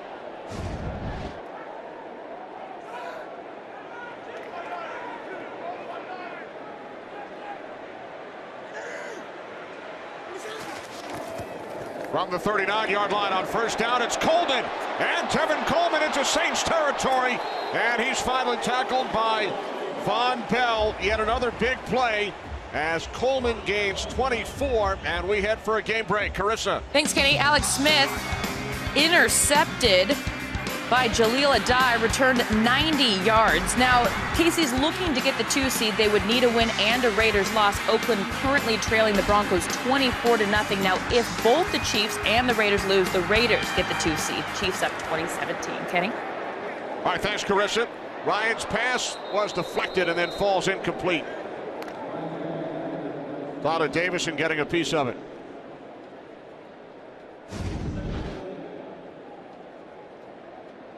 They've done such a good job in their protection. Haven't really gotten to Matt. Good job by Tyler Davidson as he kind of slides across into the throwing lane, getting that hand up. So now 2nd and 10 for the Falcons, who clinched the 2 seed on a bye with a victory. They scored touchdowns on all 5 of their first half possessions. Matt Ryan tying his career high with 4 touchdown passes. First time a Falcon has thrown 4 in the first half of the game. Ryan's pass complete, taken to the 28-yard line by Freeman. And this is exactly what we're talking about from a matchup situation. Von Bell, a safety, has to take Devontae Freeman if you go man coverage, because you have to respect all the receivers on the outside. There's just so many weapons to choose from. Somewhere along the formation, there's going to be a matchup that Matt Ryan favors. Gain of 8, 3rd down and 2. Ryan throws on 3rd down on the slant. It is Jones for a Falcons first down to the Saints 17. And now you take Devontae Freeman and you put him on a swing route. He's going to run a swing route to the outside, and he's going to open up this window for Julio Jones. He takes Von Bell out of that window and allows the clean throwing lane for Matt Ryan.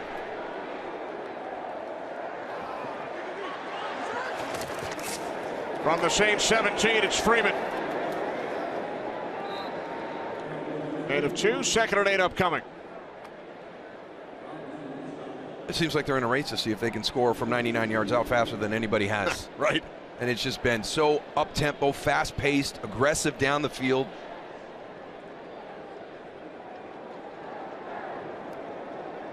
Drive started at their 1-yard line.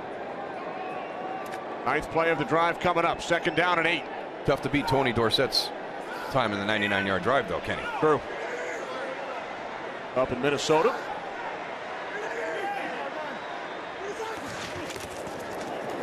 Here's Freeman. And a nice tackle made by Paul Kruger.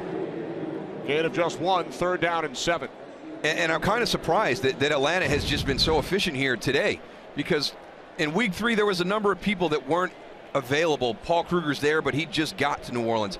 You know, Sterling Moore, some of these guys, you know, they had been acclimated into the system, yet they had so many injuries early on that the score that you had in week 3, yeah, you can understand that, but this defense had gotten better and better as the year went on, so that just speaks to how well Atlanta is playing offensively today.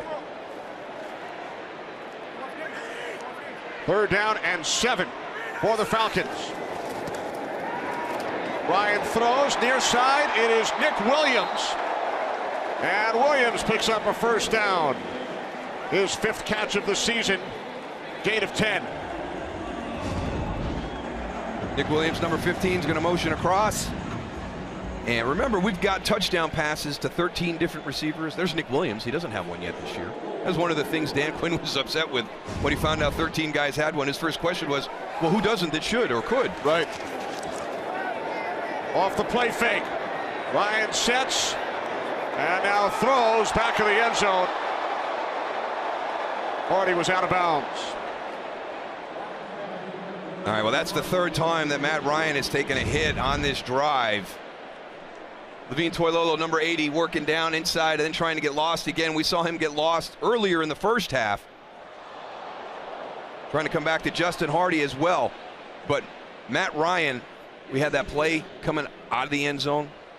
Took a hit, could have landed awkwardly. Nick Fairley on that play hit him and drove him to the turf.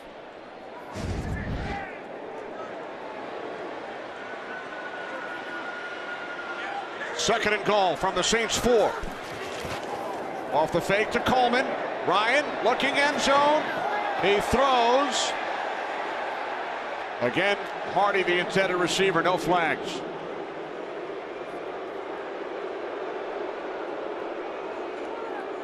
So getting down here right now with you've got Devontae Freeman and Tevin Coleman. I'd like to run the ball because this is what you have the potential for.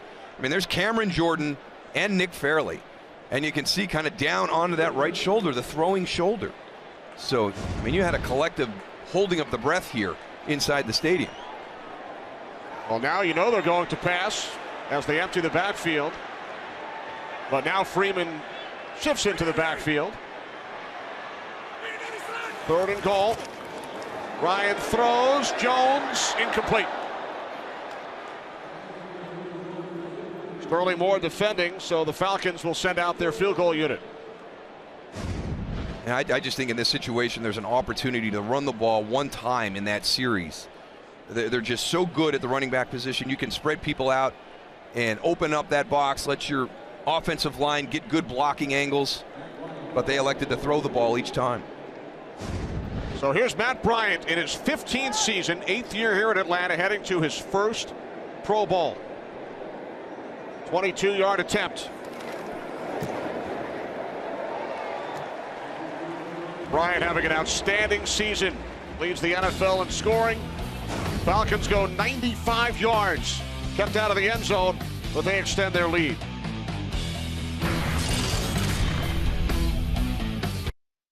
Today's game is sponsored by Verizon. Join a better network because better matters. Back in Atlanta, there's Matt Bryant. So he is one of 6 Pro Bowlers.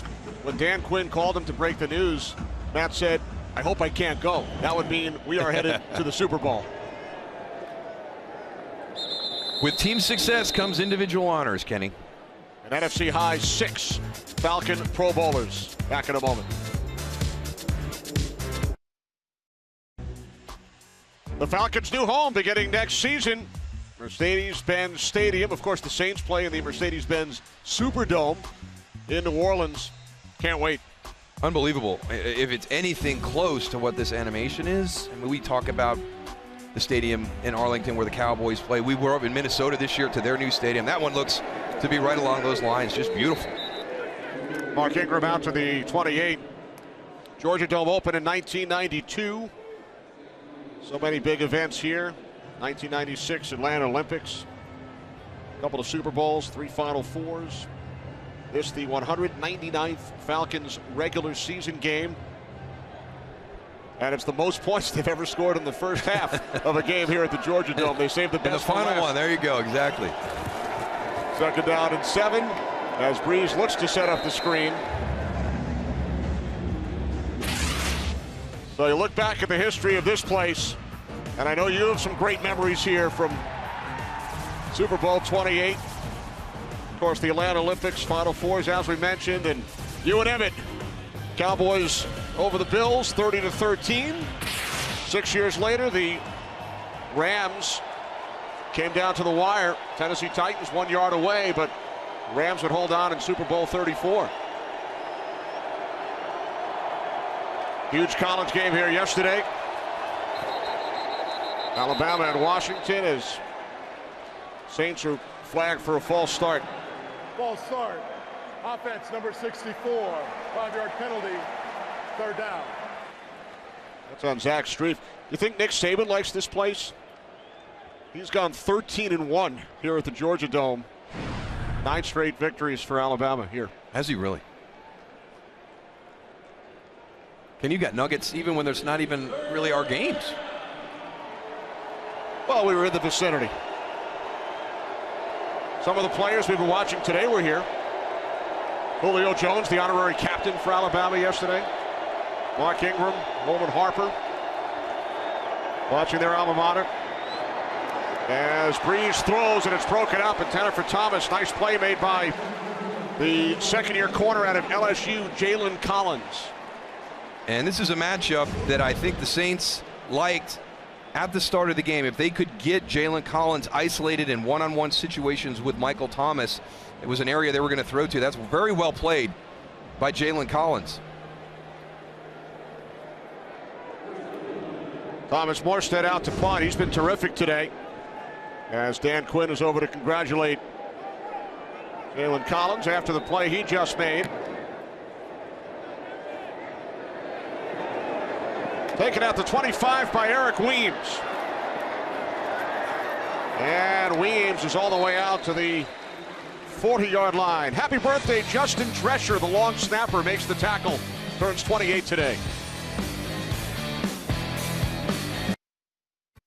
Today's game is sponsored by Burger King. Try the $3.99 Whopper Jr. deal only at BK.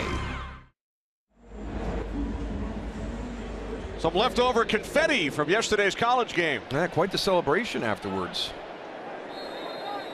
All different colors, Still shapes, drifting and sizes. down, yeah, just keeps falling down from the rafters. Look out, Laura. First and 10 from the 40-yard line for the Falcons. Matt Ryan still in the game. This is Tevin Coleman. As we approach 4 minutes remaining, third quarter, with the Falcons leading the Saints 38-13. Matt Ryan has got over 300 yards today for the 6th time this season, which brings Matt to within 79 yards of 5,000.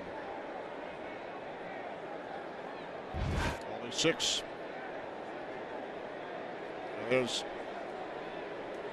Saints medical staff tending to David Onyemata as we send it to Los Angeles. Game break, Carissa. Thanks, Kenny. We go to Washington now.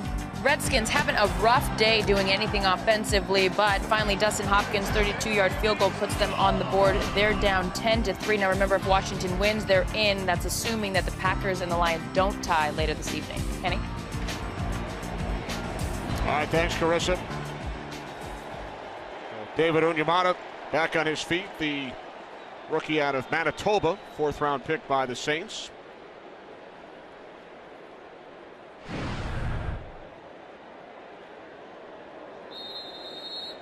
That's why I think that, the future is bright for the Saints. They've had a couple of good drafts the last 2 years. Sean Payton's excited about some of the young players. Unfortunately, when you have a situation with injuries, your young guys do get some playing time, maybe a little bit earlier than they would, so some experience gain this season as well. Play action on 2nd and 9. Ryan thought about going deep. Finds Coleman. Nate Stupar the tackle after a gain of 4. And you mentioned the future is certainly bright for the Saints.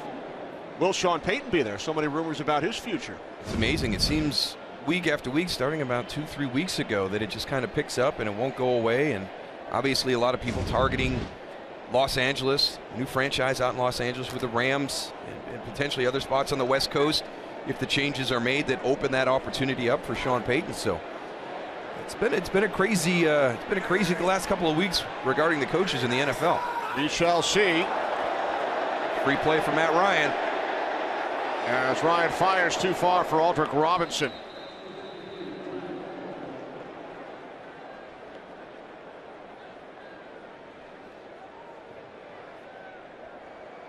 Offside. Defense, number 59. 5-yard penalty. Replay 3rd down. Danelle Ellerbe. Trying to time that blitz up. Here comes number 59 and just a little bit early. Patrick DeMarco comes up, picks him up. Give your quarterback that opportunity. Give him a free shot down the field.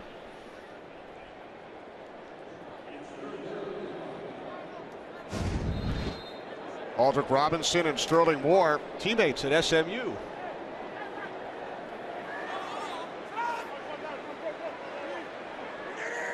Third down and inches from midfield. And it's Ryan who will pick up a Falcons first down.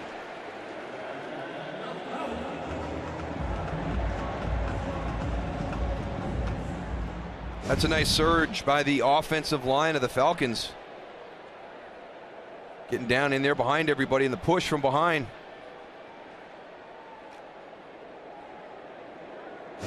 There's no wavering from head coach Dan Quinn with Matt Ryan in the lineup. He plays it a certain way, trusts his guys. New set of downs for Atlanta. They wrap up the 2 seed on a bye with a victory today over the Saints. Here's Coleman, another flag.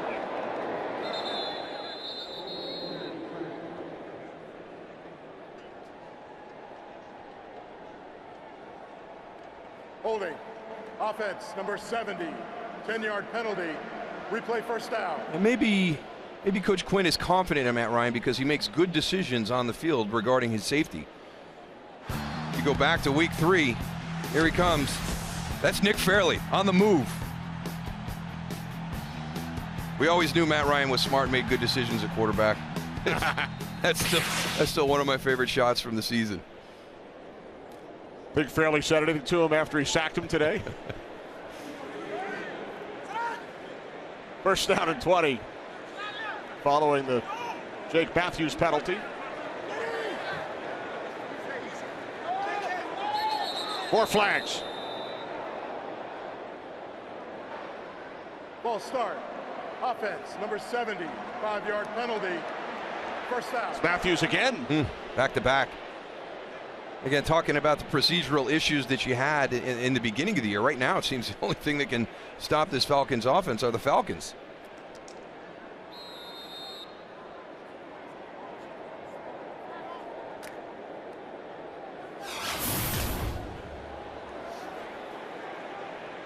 There's the big thing there. The only team in the NFL with the same starting 5 all season, and obviously paid huge dividends for this offense. First down and 25. Quick release to Coleman.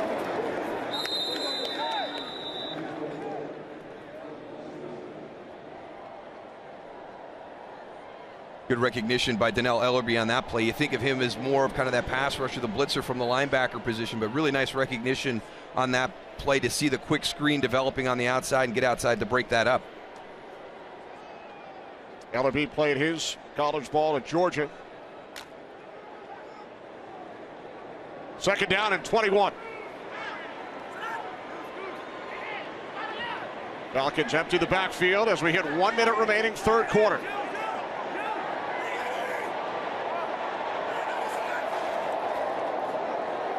Ryan steps up on 2nd and 21. He fires downfield for Hardy. He was out of bounds.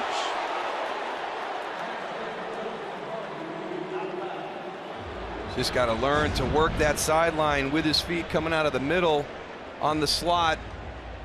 Just a straight go route. Sterling Moore a little bit late adjusting. Drifted a little bit outside by Matt Ryan, but just got to drag that second foot. Got the right foot in, not the left.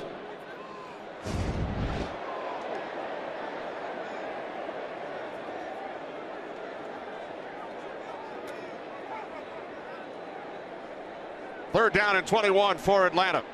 And Ryan uses a timeout.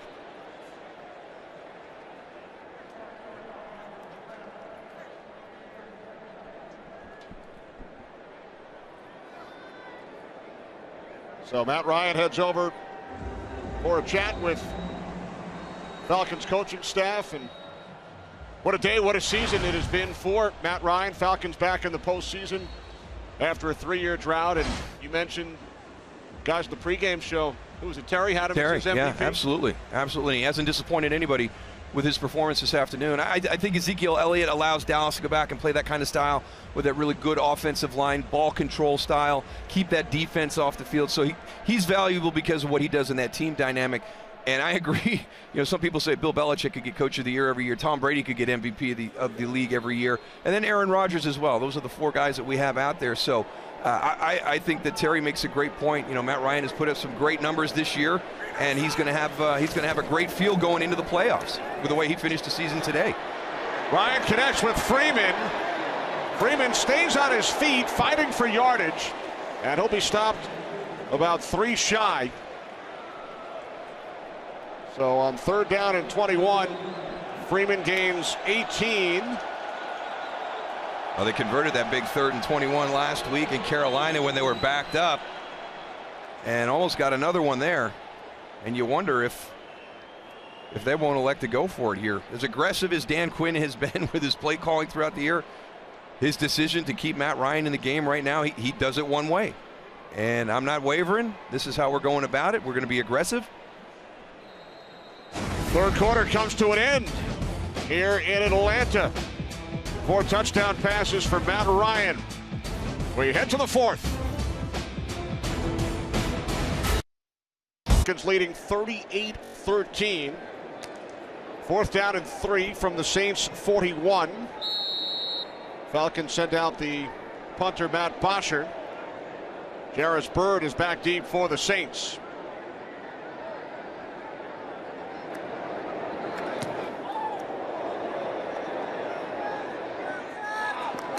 Fair catch called for by Byrd at the 11. Wednesday night, it's a huge college hoops showdown on FS1. 2 of the best of the Big East battle. Josh Hart leads top-ranked Villanova against number 13 Butler. The action tips off Wednesday, 6:30 Eastern on FS1. Drew Brees and the Saints back onto the field. Final quarter of the regular season. Brees earlier in this game hitting the 5,000 yard mark. Ingram is 16 shy of 1,000 on the ground.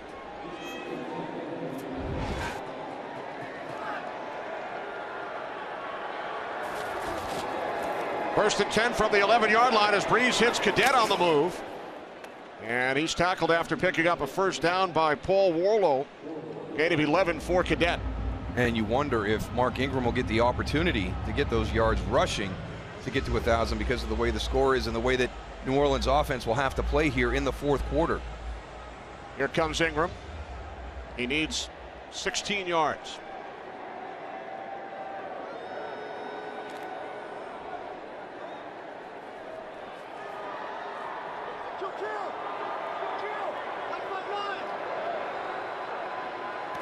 First and 10 from the 22-yard line as Brees throws over the middle and Cooks is unable to hang on. As we head for a game break, Carissa. Thanks, Kenny. The Giants in Washington. Redskins trailing 10-3 midway through the fourth when Jordan Reed comes up huge for his team. We're all tied up at 10. Of course, the Redskins make the playoffs with a win. Kenny? So a huge touchdown for the Redskins. As Carissa mentioned, Redskins in with a win. As long as the Packers and Lions do not finish in a tie. Redskins had a tie game earlier this season against the Bengals in London. As Brees' pass is nearly picked off. Initially by Keanu Neal. And then Brian Poole had a shot at it. What a great job jumping this route. Keanu Neal, 22, right back here. Watch him trust his preparation. Boy, he gets there before John Phillips does. And almost Brian Poole on the ricochet.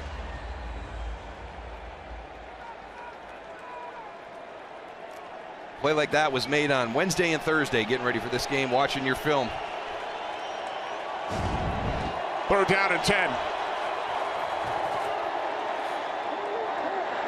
Brees complete to Thomas. What a catch. Michael Thomas for a Saints first down.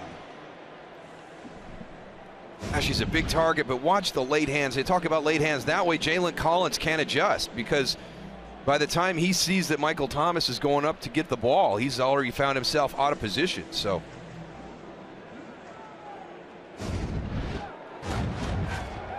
19 yards for Thomas, and he surpasses Marcus Colston, franchise rookie record for receiving yards. Brees over the middle and Snead. Willie Snead inside the 20, stays on his feet, and is finally knocked out of bounds inside the 15-yard line. yeah, that's we talked about this wide receiver group for the New Orleans Saints, and Willie Snead is one of my favorites. He's just he does all the dirty work, the grit guy. And it's so many times we talk to defensive coordinators that are facing the Saints, and you've got Brandon Cooks and you've got Michael Thomas and all these other guys you've got to worry about. And the one guy they like to talk about is Willie Snead. He just does so many good things well. It's so hard to bring down. See his numbers. Saints first time in franchise history, 3 wide receivers with at least 70 receptions. As Brees throws to the end zone, he was looking for Brandon Coleman. Jalen Collins defending.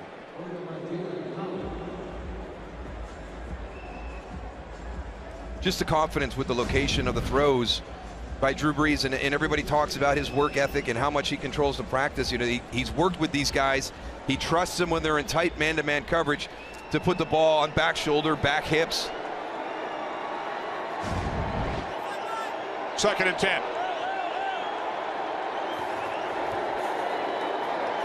Brees near side. Thomas dives into the end zone. Touchdown.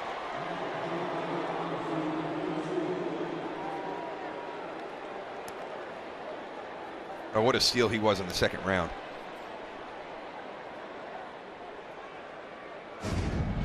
You saw the numbers that he's put up this season, but then he's got that competitive nature.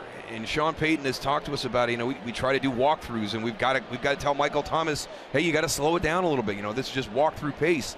Now, always wants to compete in everything that he's doing. That's his 9th touchdown, new Saints rookie record. He had been tied with Marcus Colston and Dante Stallworth. Saints will go for 2.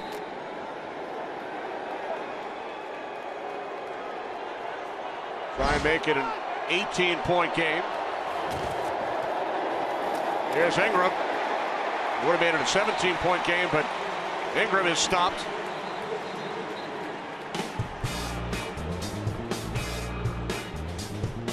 (48-19) Falcons. Today's game is sponsored by Microsoft Surface, the official tablet of the NFL.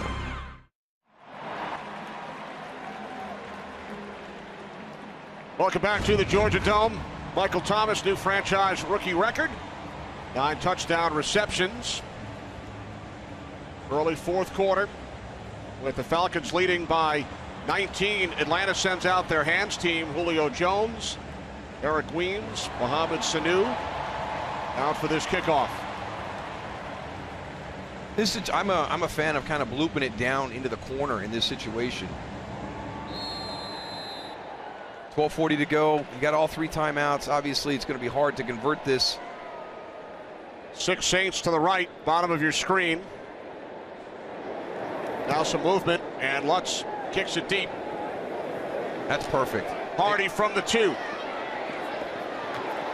Penalty marker as Hardy is upended at the 17. A second flag has been thrown.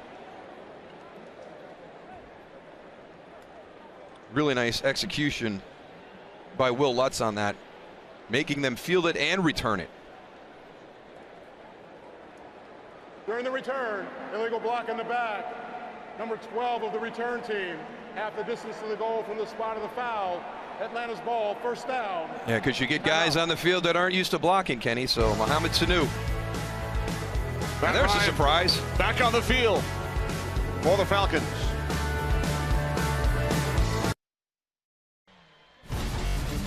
Matt Ryan and the Falcons heading back to the postseason. Ryan's regular season record. And in the postseason, Darryl, 1-4. Yeah, one of the reasons why this is such an important season. He was committed to it. He wants to get into the postseason and make some noise. You saw the record there, just 1-4. Wants another opportunity to get back and improve on that record. 2012 season, went to the NFC Championship game, lost to the 49ers. This is Coleman. Coleman out to the 9-yard line. And we touched on this. You want to be the team that's going into the playoffs playing at a very, very high level. And Matt talked about getting better and better each week. And you have watched that through the course of the season. We break the season down into quarters. They were 3-1 in the first. They follow up the second and third at 2-2. They're 3-0 right now, so they could be 4-0 in that last quarter. You know, big victory here the last 2 weeks in the division, and then moving into the playoffs with a ton of confidence, playing very, very well offensively. How to look at the backup quarterback, veteran Matt Schaub, who has started 92 games in his NFL career. And he's been a huge asset for Matt Ryan as Coleman picks up a first down. Matt Schaub comes up with tests every week and practice. He started his career in Atlanta, in Houston for 7 years. And the term that Coach Quinn likes to use is iron sharpens iron here. And, you know, it exists throughout the team. And one of the examples that he used was Matt Schaub, you know, following Matt Ryan around, like you're saying, Kenny, asking him questions, you know, tested him on the game plan.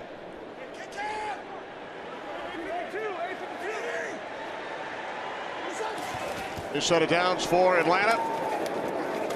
Coleman out across the 20.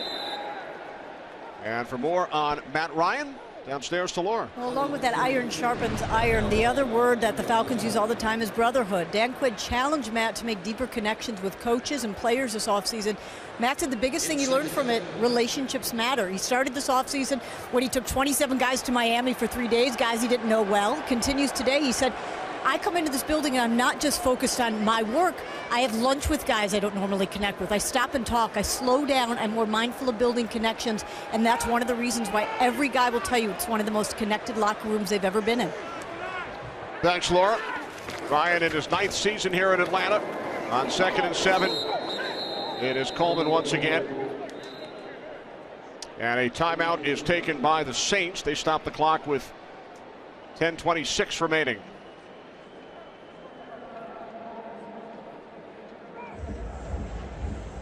And we will head to Los Angeles once again for a game break with Kurt Menefee. Kurt. Stop me if you've seen this before. Kansas City's Tyreek Hill. 95 yards on the punt return for a touchdown. Right now, Kansas City's in firm control against San Diego. They're up 34-20. Oakland is losing big at Denver, so it looks like Kansas City is going to be champions of the AFC West and the #2 seed going into the AFC playoffs. Kenny? All right, thanks, Kurt. Talk about teams in the NFC, you know, who's going to challenge that #1 seed in Dallas. I think the same conversation in the AFC, who's going to challenge New England. I really think the Kansas City Chiefs, because they can do so many different things well. And I think they got a bad taste in their mouth after what happened to them last year in the playoffs against the Patriots. 3rd down and 6. Ryan throws, broken up. Pass was intended for Nick Williams. Getting a piece of it, rookie out of Texas A&M, Devontae Harper. This is very well done, well played. Making the undercut on the break. Good hand-eye coordination to knock that ball down.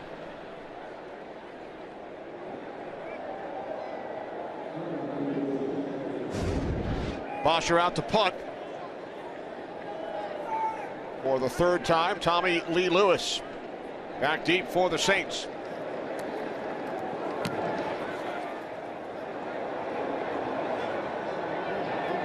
Taken out to 20. There's a flag. Lewis, 9-yard return.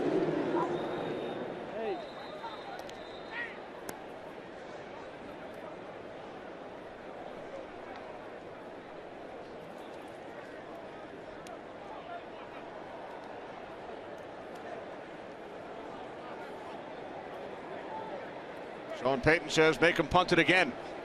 Illegal formation by the kicking team. Number 53 was lined up in the backfield. New Orleans has elected to take the 5-yard penalty from the previous spot and replay 4th down.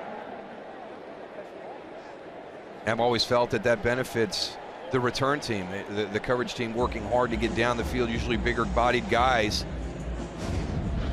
So if you force them to do it again, it definitely tips that way.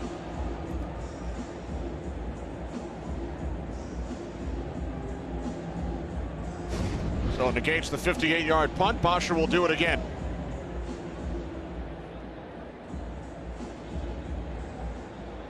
We've seen Tommy Lee Lewis. I mean, that last one goes on the ground. We saw him earlier in the game have one that he bobbled a little bit, was able to get control of it on a fair catch. I mean, he's got exceptional potential as a returner.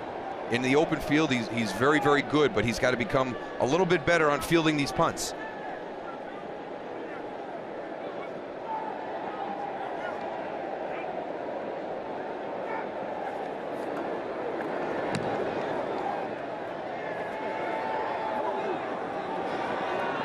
Lewis from the 25.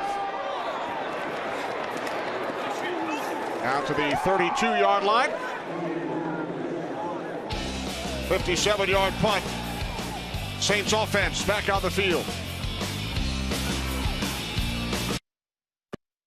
Today's game is sponsored by Papa John's, the official pizza sponsor of the NFL. Back in Atlanta, Drew Brees and the Saints start from their 32-yard line. Just under 10 minutes remaining.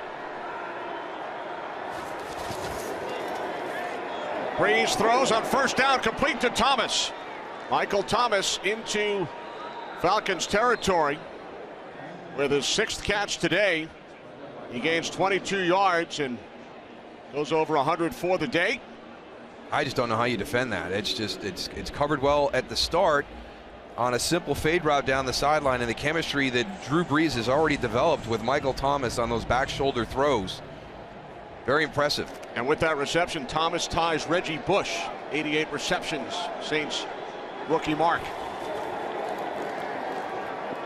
Brees swings it out. It's Ingram. Stutter step and then down at the 49 as he loses 3 yards. Darryl, in NFL history, only one team has had a 5,000-yard passer, a 1,000-yard rusher, and 2,000-yard receivers. This year's Saints have 3 of the 4, with Ingram 16 yards away on the ground. But will the complexion of this game allow the opportunity for Mark Ingram to get those 16 yards to go over 1,000, trailing by 19. Breeze 5,000 check. Cooks, Thomas 1,000 receiving check. Ingram 16 shy. Off the fake to Ingram. Breeze steps up and throws, and it's deflected. Ryan Poole, who's made a number of big plays today, getting a piece of it. And that's what happens when you have your eyes on the quarterback in that zone defense, because he's actually going to be covering the flat. He's right here. He's going to be covering the flat. That's his responsibility, but he's got eyes on the quarterback, and all of a sudden he sees the adjustment. They're trying to throw it behind him with Brandon Cooks moving into the middle of the field, but because he had his eyes on the quarterback, he makes the adjustment for the deflection. 3rd down and 13.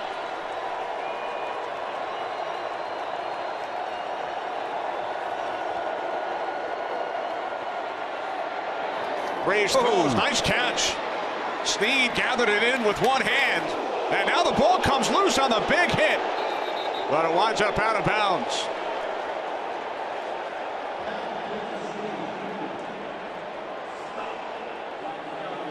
What a big hit. He was Keanu Neal on the hit, but what a great catch and run by Willie Snead. We talked about him. He's the tough guy. Yeah, he's going to wave everybody off, but that is a big hit. Watch this catch. Back, I mean, it's on the back shoulder, one hand, just in stride, never breaks stride. And then the big hit by Keanu Neal.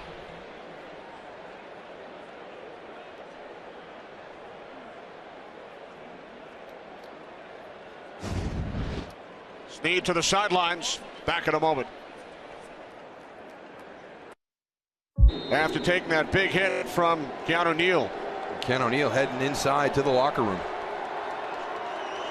1st and 10 for the Saints from the Falcons' 22-yard line as Breeze throws. End zone, Cadet. And it gets broken up. Deion Jones, the linebacker, hustling back to make the play. We talked about what the Falcons running backs can do. Travaris Cadet can do that same thing, split out wide here. Pressure on Drew Brees does not allow this to be thrown as well as he would have liked. He had a lot of pressure up in his face, couldn't get enough on it to get it over the top. Looked like it hit the left shoulder of Jones. Now 2nd and 10. 4 receivers set, empty backfield. Breeze near side, it's Coleman. Brandon Coleman out of bounds at the 14-yard line to Los Angeles. Kurt Menefee. Well, we're guessing because of the score in your game. Seattle has pulled Russell Wilson. They're taking on San Francisco with Trevon Boykin in the game now. Colin Kaepernick trying to lead the 49ers on the comeback, hooking up with Garrett Selleck for a 9-yard score to make it a 2-point game in the 4th quarter. Kenny Moose and Laura. All right, thanks very much, Kurt. Yes, the Seahawks know that a Falcons win and Atlanta would clinch the number 2 seed on a first-round bye. 3rd down and 2. Breeze on the slant, and Thomas picks up a 1st down to the Atlanta 9-yard line.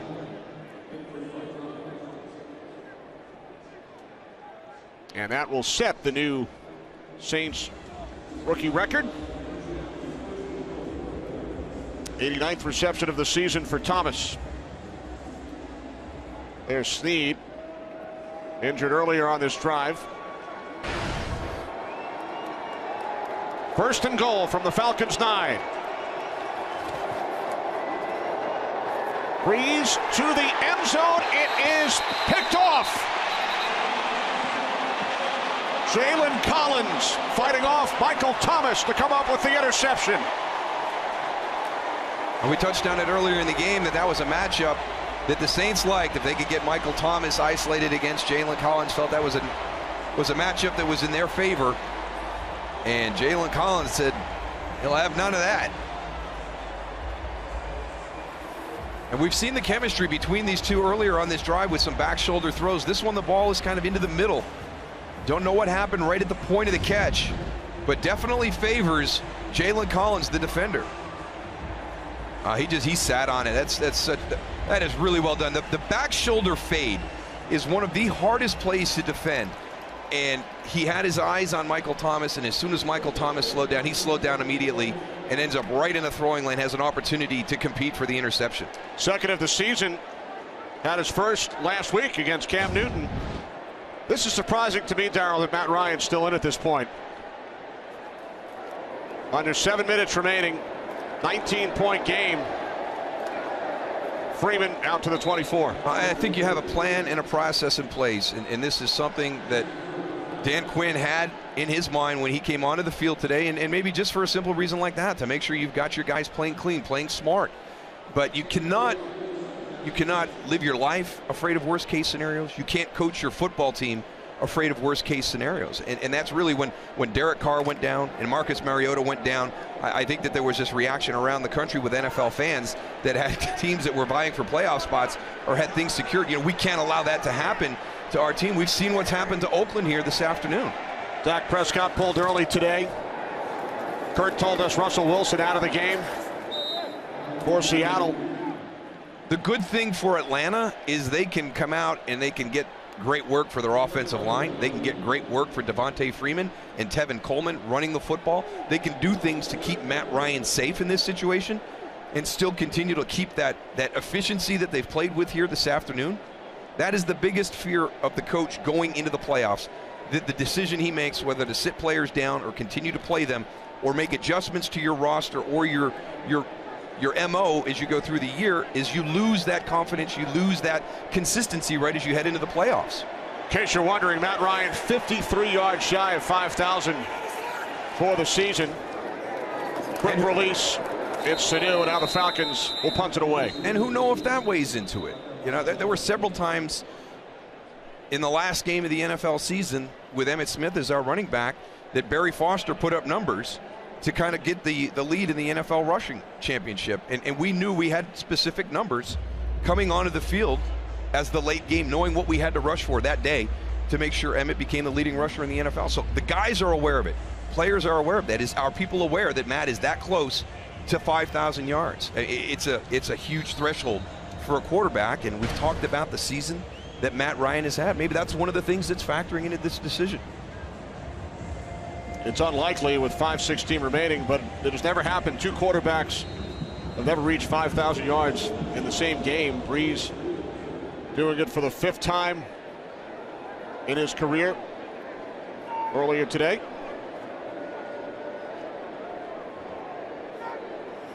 Bosher punting from his 13-yard line. Tommy Lee Lewis out to the 35. C.J. Goodwin, the special teams tackle. There is a flag. 2 flags have been thrown. Well, you mentioned Bill Belichick earlier. Coach of the Year discussion. What a season for Jason Garrett of the Cowboys. Jack Del Rio, Dan Quinn, Adam Gase. Who would you go with? There's a lot of great candidates right there, but I like Jason Garrett, and not because of what he did this season, but what he's done throughout his tenure as head coach of the Dallas Cowboys.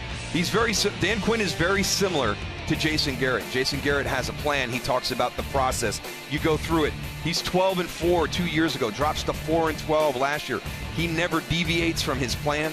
He creates a culture within the locker room that the players enjoy being in. And I see a lot of those same characteristics here in Atlanta underneath Dan Quinn as head coach. So I would give it to Jason Garrett, not based on what he's done this year, but I know that's the most important thing is what did you do this year. But for me, it's that consistency.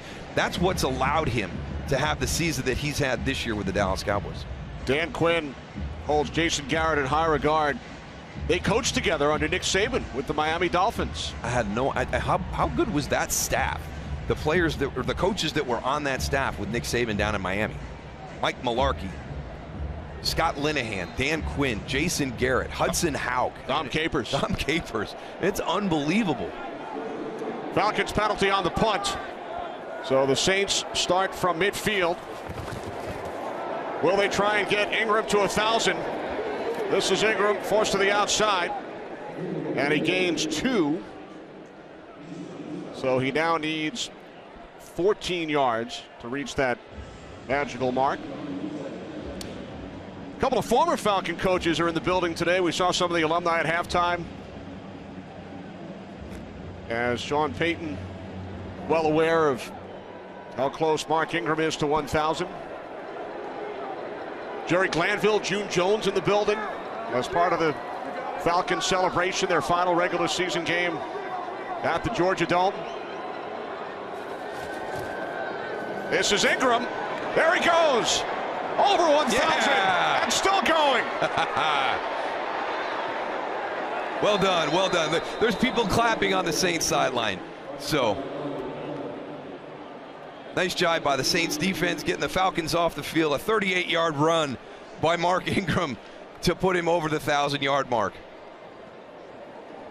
In his 6th season, first Saint to do it since Deuce McAllister back in 2006.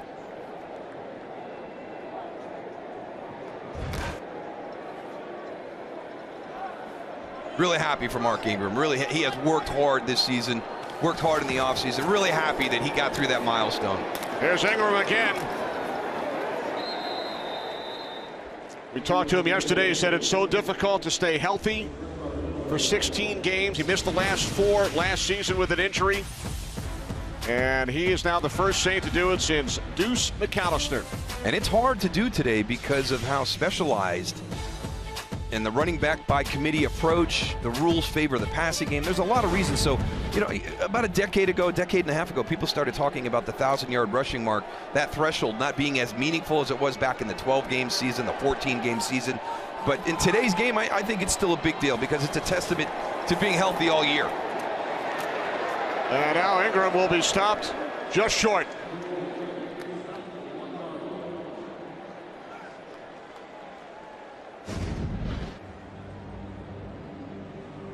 Unfortunately, it looks like that knee is going to go down before he can get that ball stretched out. Yeah.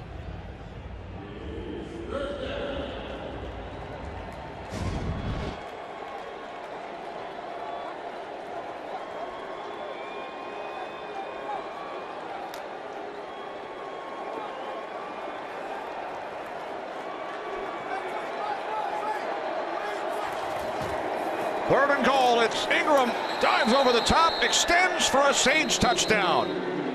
So a 1,000-yard season and a touchdown on the same drive for Mark Ingram.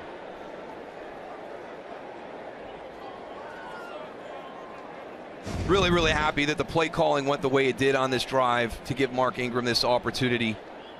Very deserving of it. And how prolific now does this offense become? Now only the second group to have those numbers that we showed you with the Broncos earlier. And here's the good news for Saints fans. With Dennis Allen in place as the defensive coordinator, I think they're finally moving in the right direction there. It's been a search, and it's been a tough go the last 4 or 5 years for this Saints team because of the defensive side of the ball. I think Sean Payton now with Dennis Allen, if he is still here, I think that you're going to start to see this team really function more complementary. Saints go for 2 off the fake to Hightower. Breeze looking for Hightower. He could not make the catch. So it's a 13-point game. Mark Ingram had all 50 yards on that drive for the New Orleans Saints. And here's the big one over the top, a real quick hitter with a trap on the inside, blocked very well by the Saints offensive line up front. And then here's what I've enjoyed about Mark Ingram all season, the physicality of his running style. And to do that for the 16 weeks, and then you allow him to put the exclamation point not only on that drive, but on the 1,000-yard mark that he just crossed.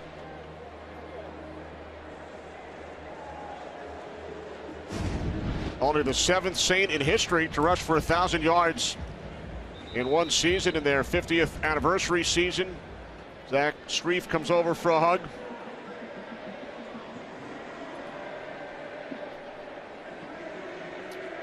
Well, we had a look earlier, Darryl, at those 4 Denver Broncos, and now the Saints join the 2013 Broncos, only teams in NFL history with a 5,000-yard passer, 1,000-yard rusher, 2,000-yard receivers. And with the firepower that they have on the offensive side of the ball, you know, now that that defense is starting to move in the right direction, I think there's some promising things coming for the Saints. Hands team back out for the Falcons, and the Saints have recovered.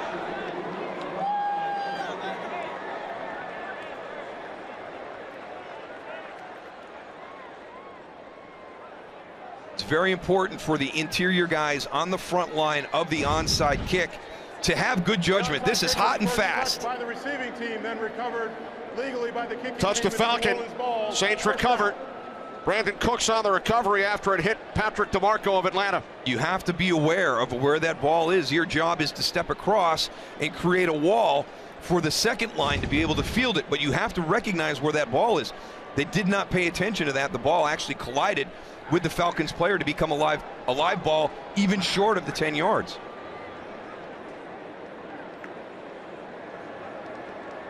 Thirteen-point game. Drew Brees and the New Orleans offense back out on the field with 2:46 remaining.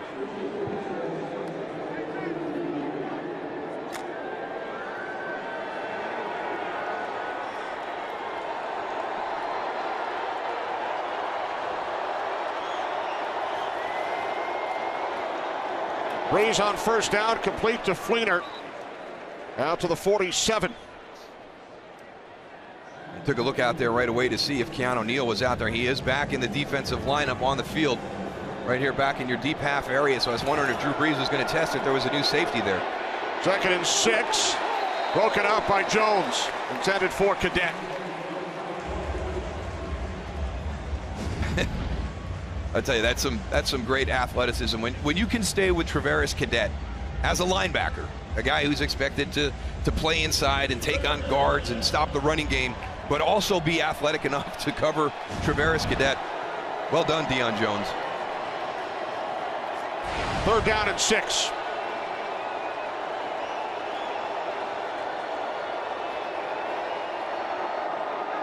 Brees fires, and Cooks could not make the catch.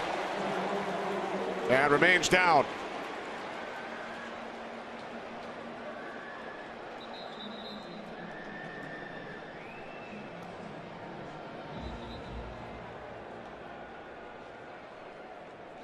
I wonder if just going up to make that catch and you come down, and again, the head to the turf is another one of the areas where we're having the concussion issues. So Brandon Cooks is the injured Saint. Back in a moment.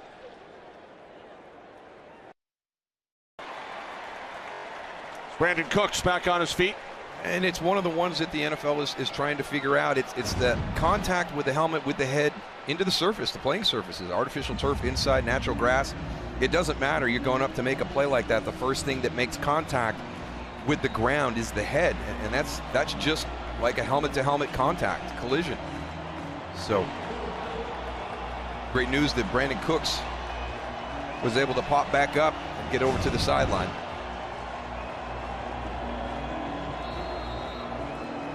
Saints already lost Willie Snead earlier. Facing a 4th down and 5. They must get to the Falcons 47. Fake toss to Cadet as Brees sets and throws, and the Saints pick up the 1st down. It's Thomas again. What a day he's had. He really has. I mean, he's becoming a go-to guy here, but I love the play design. You know, you get the fake pitch to Travaris Cadet, you get flow moving that way, you set up in the pocket, and you've got crossing routes coming right into your field of vision. Look at the push-up on, and then the quick snap out by Michael Thomas. He got Jalen Collins to turn and go down the field vertical with just that little move up the stem. 3rd and final charge timeout, Atlanta. This is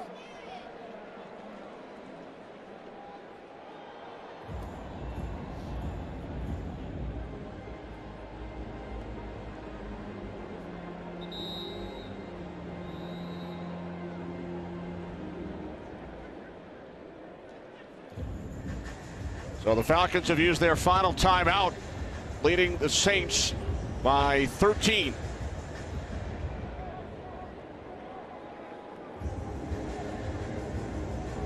We welcome those of you who have just joined us. Kenny Albert, Darryl Johnston, Laura Oatman from the Georgia Dome in Atlanta. 2:13 remaining. Saints with 2 touchdowns here in the 4th quarter.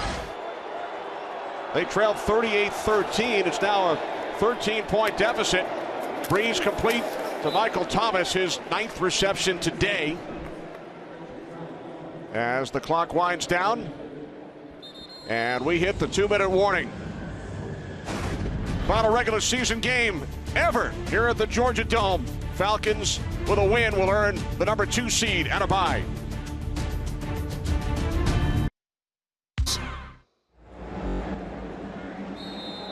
Atlanta Falcons know they will host at least one playoff game. This the final regular season game at the Georgia Dome. They lead the Saints 38-25 following the 2-minute warning. 2nd down and 5 for New Orleans. Breeze over the middle. And the catch is made at the 25-yard line by Cadet. Saints already with 2 touchdowns here in the 4th quarter.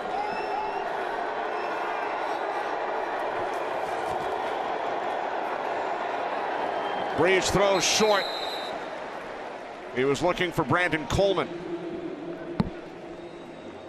Yeah, Brandon Coleman had to ease that one down, because if Drew Brees would have thrown that up the numbers, he would have led him right into a big hit by the safety. So he's trying to get him to gear back a little bit.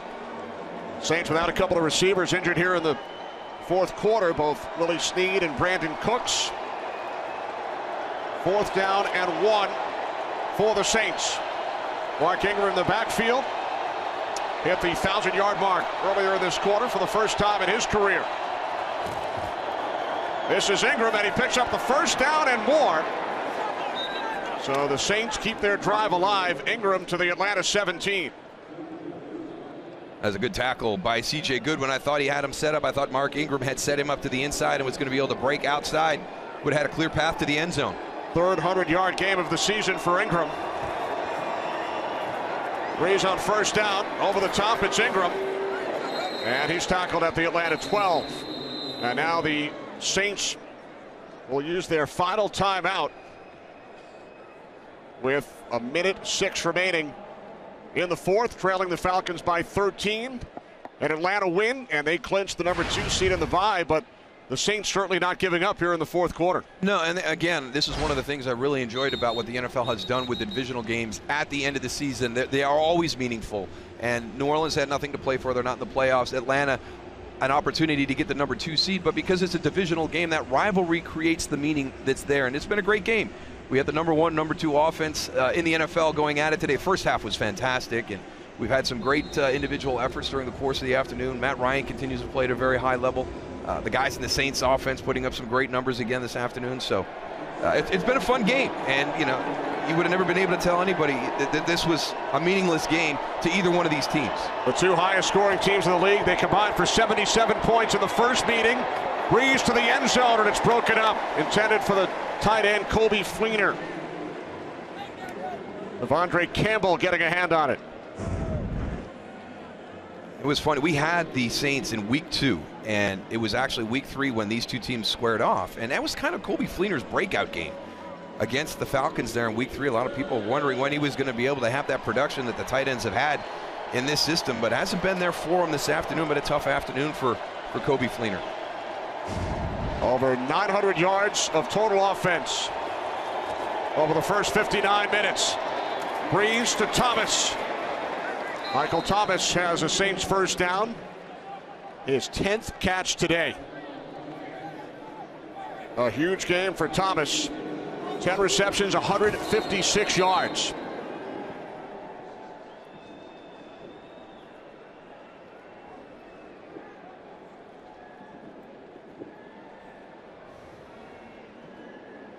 We welcome a new audience here in Atlanta from the Georgia Dome. Kenny Albert, Darryl Johnston, Laura Oakman.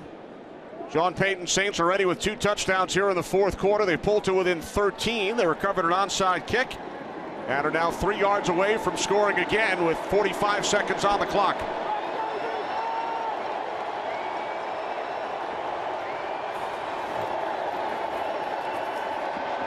Breeze throws, and in for the touchdown is Cadet on the 50th pass attempt by Drew Brees this afternoon. 3rd 4th quarter touchdown for the New Orleans Saints. And what a really nice job by Travaris Cadet holding on to that pass. And Jalen Collins is breaking on the ball. Not sure, as soon as he turns up, here comes Jalen Collins. Good hit right there. Nice job holding on to it. Right now we've got Michael Thomas down in the end zone. What a day he's had. 10 receptions, 156 yards, a touchdown. He sets a new Saints record for receptions and receiving yards by a rookie as well as touchdowns. Saints have already lost 2 wide receivers to injuries this quarter. First Willie Snead, then Brandon Cooks, and now Thomas shaken up. Yeah, and they had a couple wide receivers on the roster. Jake Lampman and Corey Fuller inactive today. So at this point right now, you're down to just 3 of them. So if they're able to execute another onside kick, get that offense back on the field, they'll be very limited in what they can do from a personnel situation.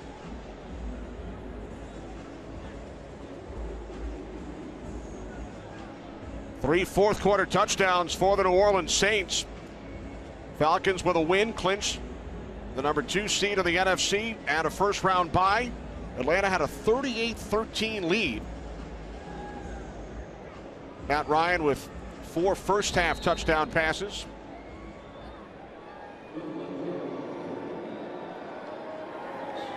So it's now a 1-score game. Here is Lutz for the extra point. And the Saints have pulled to within 6 with 39 seconds remaining. And we've been speculating about Matt Ryan still being in the game. He got off to a great start, put up huge numbers. You mentioned 38-13 at one point. There's Tevin Coleman. And again this afternoon, the ball just distributed across the formation to all the skill players on this Atlanta offense. And we've been wondering here in the second half, when would Dan Quinn, if Dan Quinn would make the decision to bring Matt Ryan to the sideline and send Matt Schaub out. And obviously, sitting at 38-32, he has respect and understands how explosive this Saints offense is. Saints executed and recovered an onside kick earlier in this fourth quarter. And you have to be aware of that front line going up to protect the secondary guys who are really the guys who are assigned to making that recovery. You have to be aware of where that football is. Will Lutz was able to kick it into an Atlanta player and make it a live football. Another onside kick attempt, and this time it is the Falcons who recover. Mohamed Sanu. So that should wrap up the number 2 seed for Atlanta. Dan Quinn relieved, takes off the equipment, the headset. The 199th and final regular season game here. Falcons scored touchdowns on their first 5 drives. Drew Brees, his 5th 5,000-yard season. There have been only 4 others in NFL history. And Michael Thomas sets 3 Saints rookie franchise records. So now we look forward to the OT. How fun is this division going to be moving forward? So you've got Carolina, the defending NFC champions that had a tough year this year. Now you've got the Falcons, the new NFC South champions. I think Saints fans should be excited about what their organization is going to do. The big question mark, where's Sean Payton going to be next year? But with the defense improving to go along with that offense, and then Tampa Bay was alive for the playoffs up until last week. They were there today, but it would have been a miracle for them to make it in. So I think this NFC South is going to be fun to watch next season. Sure will be. Great job by our entire crew. Producer Barry Landis, director Brian Lilly, associate director Joe Williams, broadcast associate Paul Marlborough. Our technical producer Sid Drexler, technical director Jared Legrani, Dave Corris, Rick Camps, Ben Boma crunching the numbers. So the Falcons clinch the number 2 seed. Back to Atlanta in a moment. See today's Stat Insights powered by Amazon Web Services. Drew Brees continues his assault on the NFL record books, his 5th 5,000-yard season. Our 10th season together, it's been great. For Darryl Johnston, Laura Oakman, this is Kenny Albert. Falcons clinch a bye now to Los Angeles for the OT.